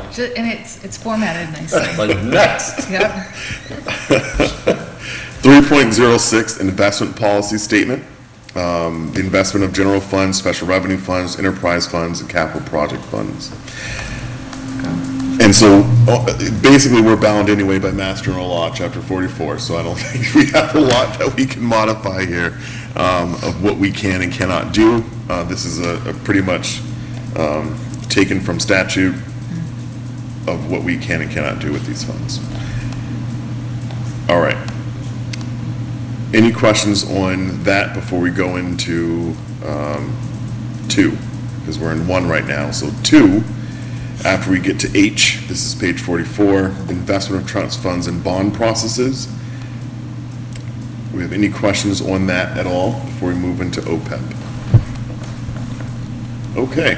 OPEB, would you mind, Mr. Franco, just stating the statement of policy for OPEB? This is 1. 1, statement of policy. The purpose of this policy is to establish guidelines for management of the impact of the town's other post-employment benefits liability on the overall budget and credit rating within the context of town's long-term obligations to its retirees. The town's other post-employment benefits trust fund was established in November of 2010 with the acceptance of Chapter 32B, Section 20 of the Mass General Laws, which requires segregation of these funds for this actuarial liability. All right. So when we say OPEB, we're referring to those other post-employment benefits, and then the trust fund is the fund that helps contribute to those post-employment benefits. Do you have any questions or suggestions for Section 3.07? All right. Section 3.08, tax title policy and procedure. So, to the town manager, I thought that last year we not modified, but, no, let me take that. I know that we added in the tailings policy, so I'm guessing that I'm going to see that at the very end here.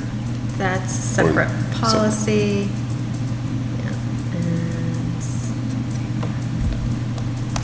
Yep, so the tailings is a reminder for, is the policy that we created regarding, was mentioned earlier today during the presentation from Karen Brochu.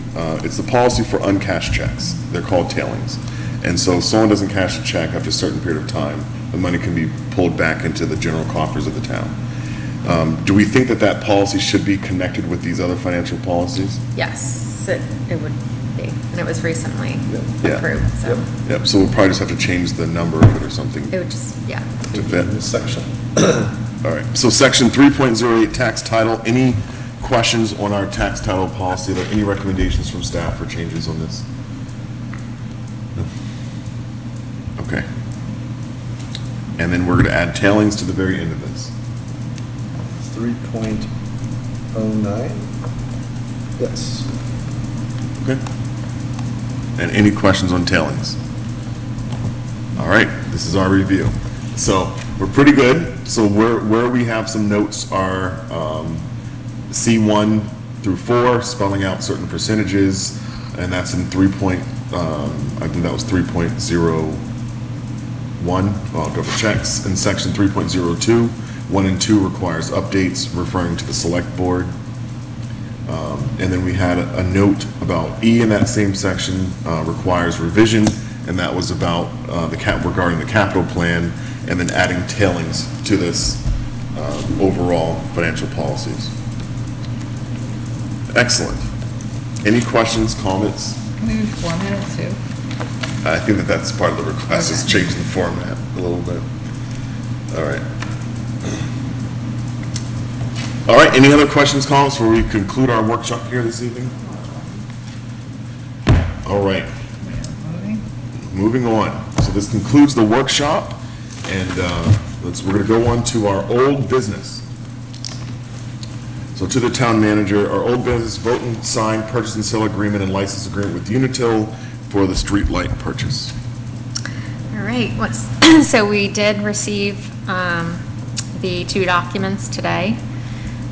So they are ready to be voted on.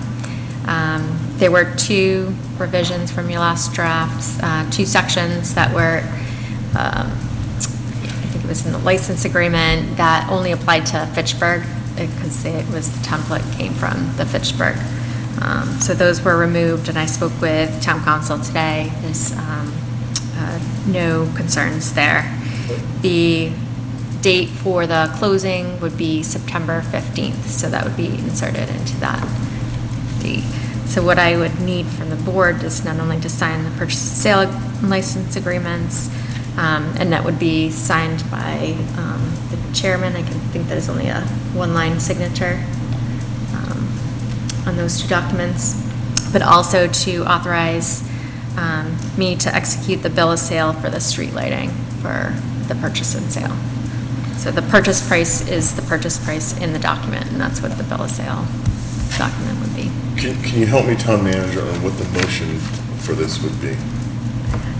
To proceed to sign the purchase and sale agreement and license agreement as presented, with a closing date of September 15th, and to authorize the town manager to execute the bill of sale for the street lighting.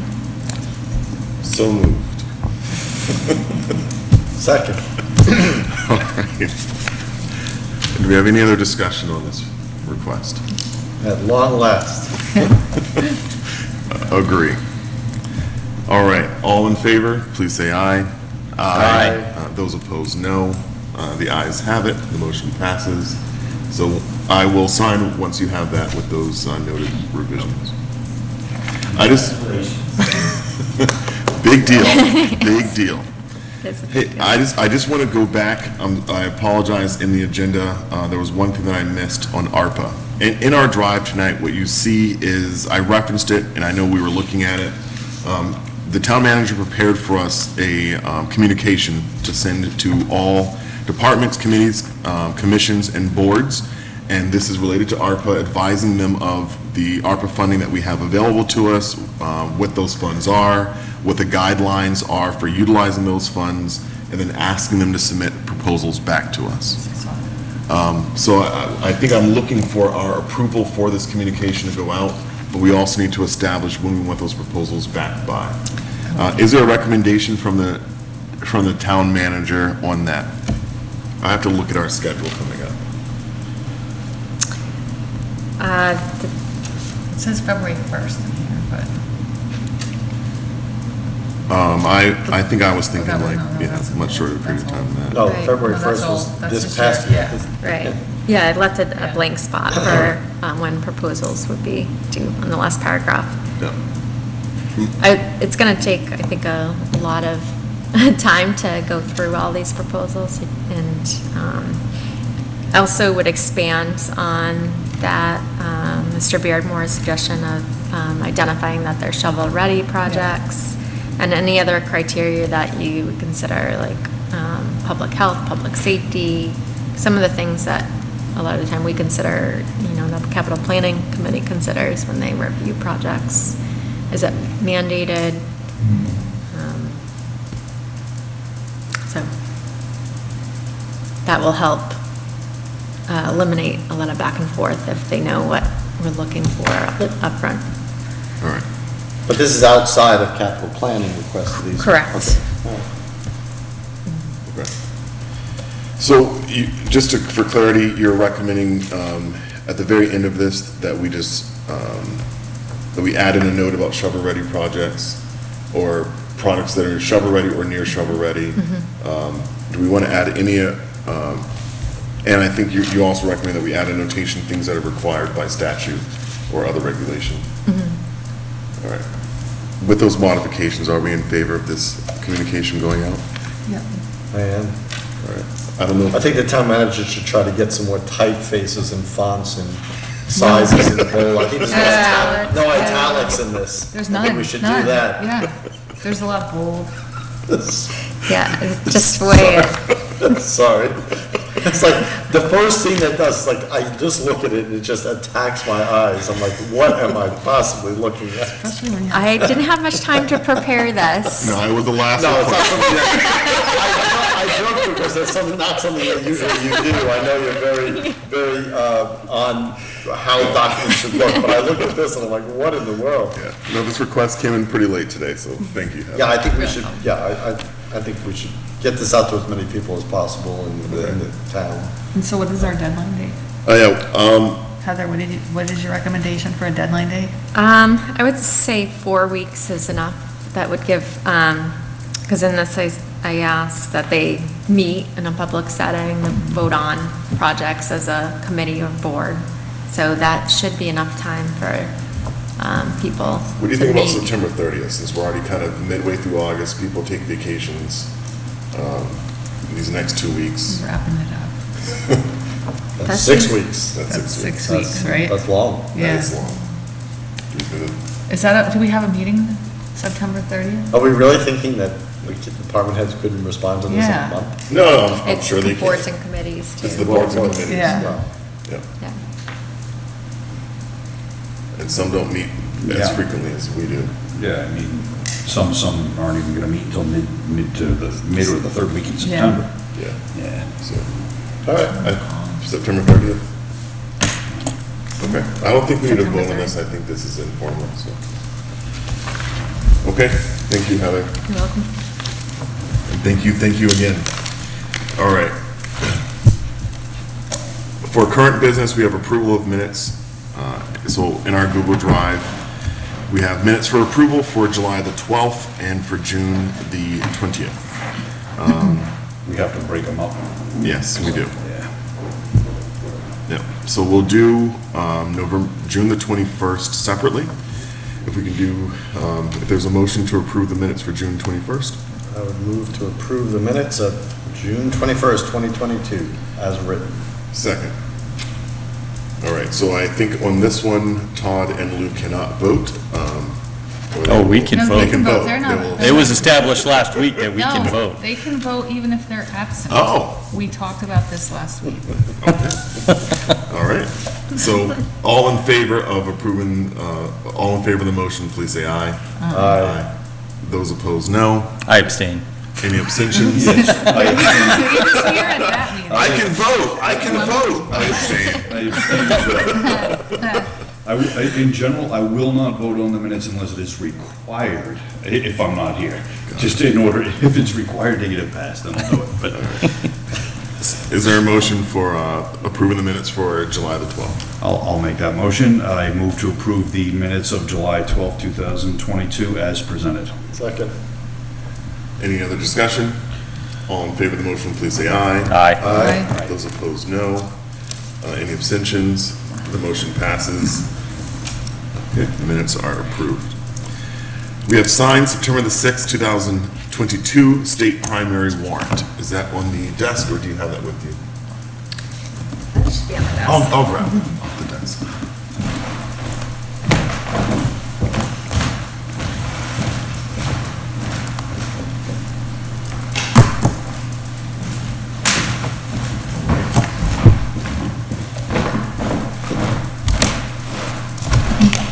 Awkward way to sign here. So for the warrant, this is for, we need to sign every single one of these? Yes. Okay. Is this the 5 postings that we have to do? Got it. So the warrant is for Tuesday, the 6th day of September 2022, from 7 a.m. to 8 p.m. for the following purpose: to cast votes for the state primaries for candidates to political parties for the following offices: for governor, lieutenant governor, attorney general, secretary of state, treasurer, auditor, and our representative in Congress. For the, it looks like the 3rd district, counselor. For the 7th district, senator in general court, Worcester and Middlesex, representative in general court, and this is 1st Middlesex, representative in general court, 3rd Worcester. That's for districts A in Lunenburg, and then B through D. We have 2 representatives. District attorney for the sheriff, county commissioners, and register of deeds. Move to sign the state primary election warrant as read. Second. All right. As many as are in favor, please say aye. Aye. Those opposed, no. The ayes have it. The motion passes. So we'll start this. Does color matter? No. All right. So we have blue.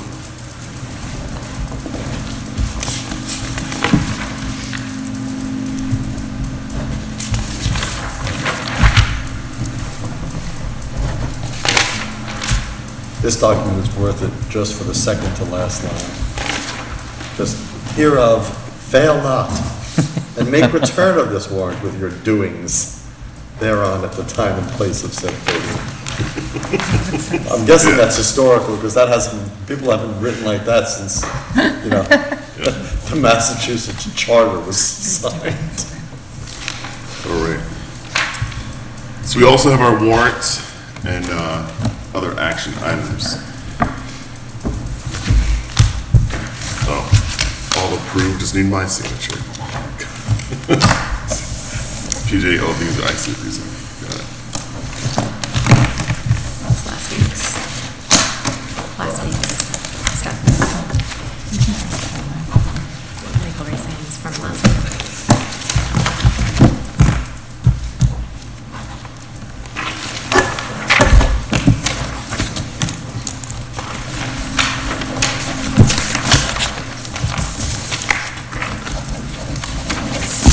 Very nice signature, Rick.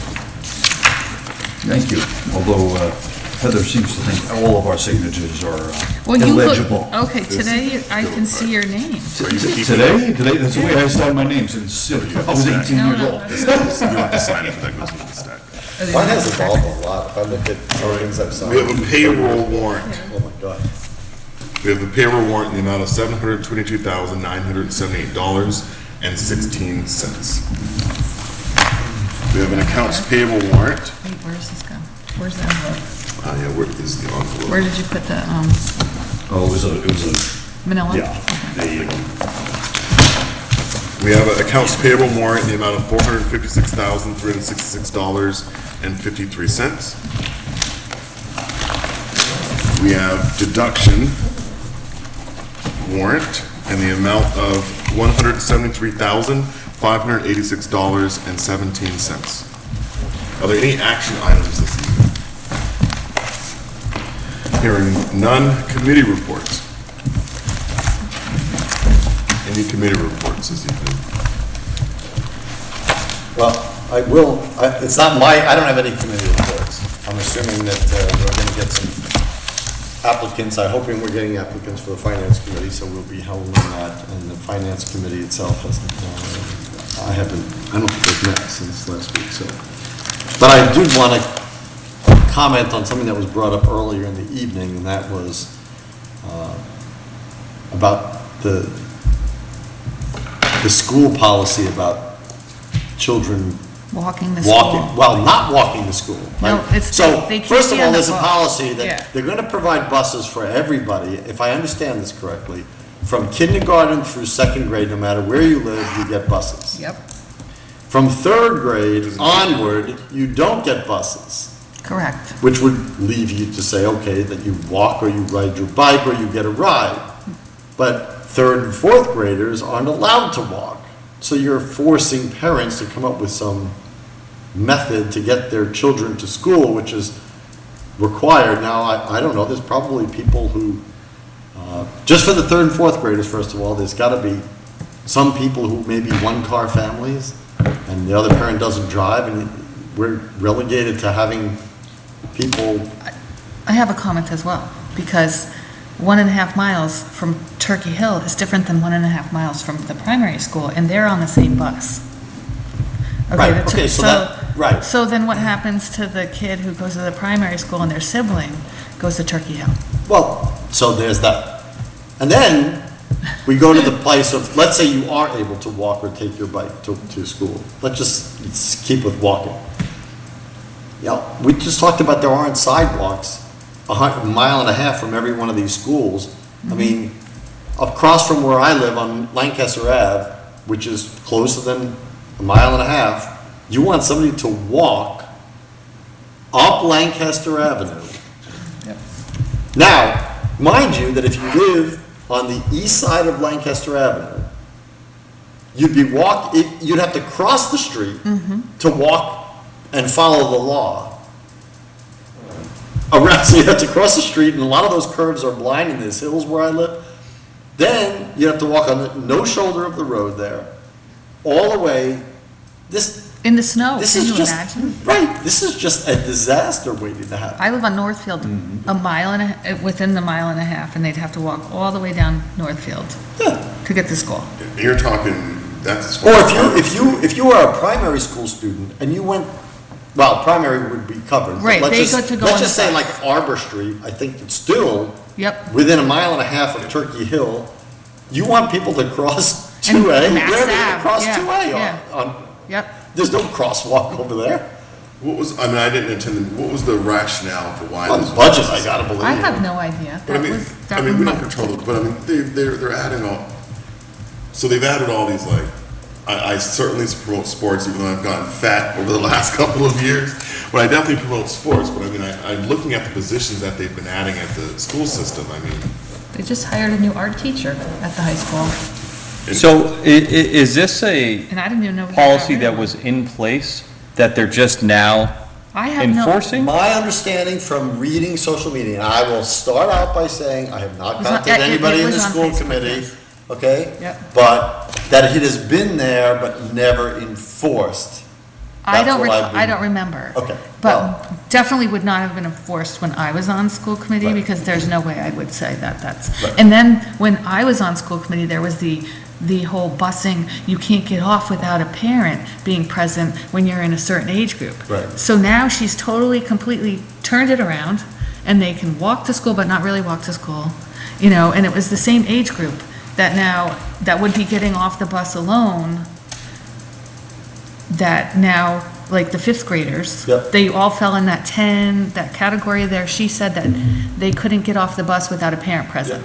Yep, that's still true. Right. From what I understand. That Right, policy, so well, like- fifth graders can. Right. Fifth graders can get off on themselves, but they can't vouch for their sibling. Right. Who may be younger. So if And you have beyond- a fifth grader and a third grader on the Yes. same bus. Yes. The fifth grader can get off with no parent, But but the- the third yes. grader couldn't. Correct. This is the same person who's made that Yeah. policy. But anyway, the safety issue that this brings, I Yep. mean, this is not a walking town. a No, walking friendly no. town. And maybe at a half a mile away, we could say, okay, we could do something, but a mile and a half. you Well, want half a people to mile, walk? because it would only be Turkey Hill. So then that's like Oak Ave. Yeah. Maybe but then half a mile down Northfield is not really walkable. It just, I mean, all I see, I just, I walk it all the time. I With my read dog. that, I'm and an I adult. read, I mean, as I do with these things, I know a lot of people who made the comments. Who's that? I'm not sure. There's a phone. That, It was the phone. so anyway, reading that, I'm familiar with some of the people commenting, and these are not Nope. alarmist people. These are Nope. people that are really, really concerned about the safety of their, It's the Can we- phone that's can we unmuted. mute somebody who's It's the phone. talking here?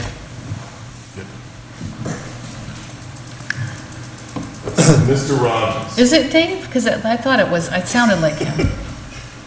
Anyway, I just think that, I know it's not our purview, but I want people to know, maybe some parents weren't even aware of this, or they haven't seen the letter, but to me, this is a big cause of concern, and I'm not one who gets And concerned about I the wouldn't get that letter readily. because mine is in high school driving. What so is our, I didn't see it. what strikes me on this is, I know that school policy is not our purview, but lawsuits are not. I mean, what is our exposure to liability here with having 8-year-olds who can't even stay home by themselves legally until they're 12, 8, 9, 10, 11-year-olds walking to school for a mile and a half? I mean, what's If our they're but they're not, she said they're not allowed to. Right. A parent actually has to drive them. So they're saying they're not gonna provide busing, and they have to walk in that, but the third and fourth graders are going to have to be dropped off by somebody. Yeah, okay, that's outrageous. Right, So even if I they get could, that. even if the third grader lived next door to the school, across the street. okay, they are not allowed to walk and check themselves into school, We according don't to. live in a community where everyone has a stay-at-home parent. I mean, many homes have 2 people working. And even if you do have a parent who's a homemaker, they may have an obligation that they can't be there to drop off the kids. 5 days a week, And every day what of the year. time is that drop off? It's like at 8:40. Yeah, so it's already within most people's commutable time to get Yeah. to work. Yeah. I mean, that hurts directly our town. If we no longer, well, we're already not too affordable, not that I think that's a goal anyway, but I think it really hurts us when you have people who you know are not wealthy, who you know are struggling, and who you know are working shift jobs and trying to make ends meet, and now you gotta throw a requirement that their kid wants to get educated. You need to figure it out before they're even eligible to stay home by themselves. You would think that in a budget that's 52% of our town, that's $26 million, that you'd find some money to make that a priority. Well, we just got an email that said we hired all these new people too. Yeah. So, And so, Well, anyway, I bring it up in the capacity that I think people should know, and this is a way to get people to know about it. Make 'em Who may aware, not yeah. know, but, I mean, obviously, this is up to the school committee and the school department. I understand your position on liability, but I don't know that we have much except to, obviously, we could attend school committee meetings. yeah. But to me, this doesn't bode well. You're our school committee liaison. What do you want me to do about this? Oh, I'll challenge this. You want me to send an email? I would love to send an email about this. Well, I think we You have want to me to gain reach out to consensus, Carol? but I think that there is Chairperson clear Archibald? concern by the Okay. select. I would hesitate, I just want to point out that the liaison position is Yeah. one to be reporting back, Yeah. not Right. representing. So her. I think he needs to Well, I write. mean, we could write a discuss letter or Right. something, or we could appear, but the liaison position is not to take a stand Right. on our behalf. It's just to report back what is going on in those committees. So- Unless you want to liaise the other, no, I don't have a problem going to school Yeah, committee. you would You sound do like a it. journalist. Yeah. Right. Right. I think it's necessary that there's a communication from us to the school about this and vocalizing our concerns. I know that they're a separate entity, that I know that they have their own realm, but this is really not the direction we as a We community. can voice our concerns as So- as the executive body of the town. We may not have the ability to force them to do anything, but at least it'll be on the record that we did it. I can reach out to Carol, and perhaps you and I can go to the next school committee meeting and vocalize our concerns about this policy. Are we all in agreement with that? Yeah, let me just see if I understand one aspect, there's one aspect that I'm not clear on. At what point do they start, so anywhere within a mile and a half, they're providing busing for nobody? Is For that? every, No, Until grade K two. till 2 they do. K All through right. 2. Kindergarten through second grade, all students get buses. And then third and fourth graders are not permitted to walk, is that correct? Right, everybody beyond second grade, if you live within a mile and a half, will not be provided a bus. Correct, I get that, now I'm talking about. And then the walk. additionally, third and fourth graders, because of a policy, because people were pointing out that last year, or during the pandemic, they said, we won't let you off the bus if there's not an adult Right. waiting for you. Yeah. And then people pushed back, and they allowed fifth graders to get off, but not if they have siblings that are school age, even on the same bus. A fifth grader could not vouch for a younger sibling, you have to be in sixth grade for that. So that leaves a gap for third and fourth graders in this new policy, like if they can't get off the bus, certainly they shouldn't be old enough to walk alone, and that seems to be the case, that they can't walk in and check themselves in. Somebody has to drop them off. And then fifth graders and above can walk if they want. Okay, yeah, let's just take a look at the fifth graders for a second, living within a mile and a half. They will not get bused, right? Correct. So you could have fifth graders who are still pretty young, 10 years old. not able to stay walking home, so- along Lancaster. I can't like, that's a public safety issue. I can't imagine, just as a general public safety issue, that is not somehow in our purview. Speed limit 40 miles an hour going down to. Providing busing, And it's dangerous when it's dry, never mind when it's Right. wet and or partially snowy. Which is a big chunk of the year. Yeah. Can you imagine it's pouring out and your kid All has right. to walk? So we're all in agreement that I'll reach out to Carol and I can't find, they don't have the new calendar all right. on the website. So we're all in agreement that Heather and I will attend the next school committee meeting and vocalize I'll find out when it is, our behalf, our concerns. because it's about not this. uploaded. Okay, thank you, Mr. Chairman. okay. All right. Any other committee-related reports? Yeah, I know. This is why I probably need to start paying attention to social media, because I don't. So, all right. Any other committee reports this evening? All right. Our upcoming meeting schedule. So we have a meeting scheduled for the 23rd. I know that. I will be absent. Selectwoman Soroka will be absent. You will be missed. And then we have our meeting coming up. We have a next meeting on September the 6th and the 13th and the 20th. So next meeting, I'd say the highlight is presentation from Ginny Albertson, again, on monarch butterflies and their impact on the environment. It's really an alarming Pollinators. report and steps that we all can take. I believe she's also going to come and discuss the pollinator garden that the conservation established on some property there. I think it's a model that can be replicated at low cost, as I noted, on other properties. So I hope that we'll have a good discussion, and then I also will provide the board with preliminary policies on some environmental policies. So that is the plan for next week. Are there any public comments this evening from the public? And I think we had someone on the phone.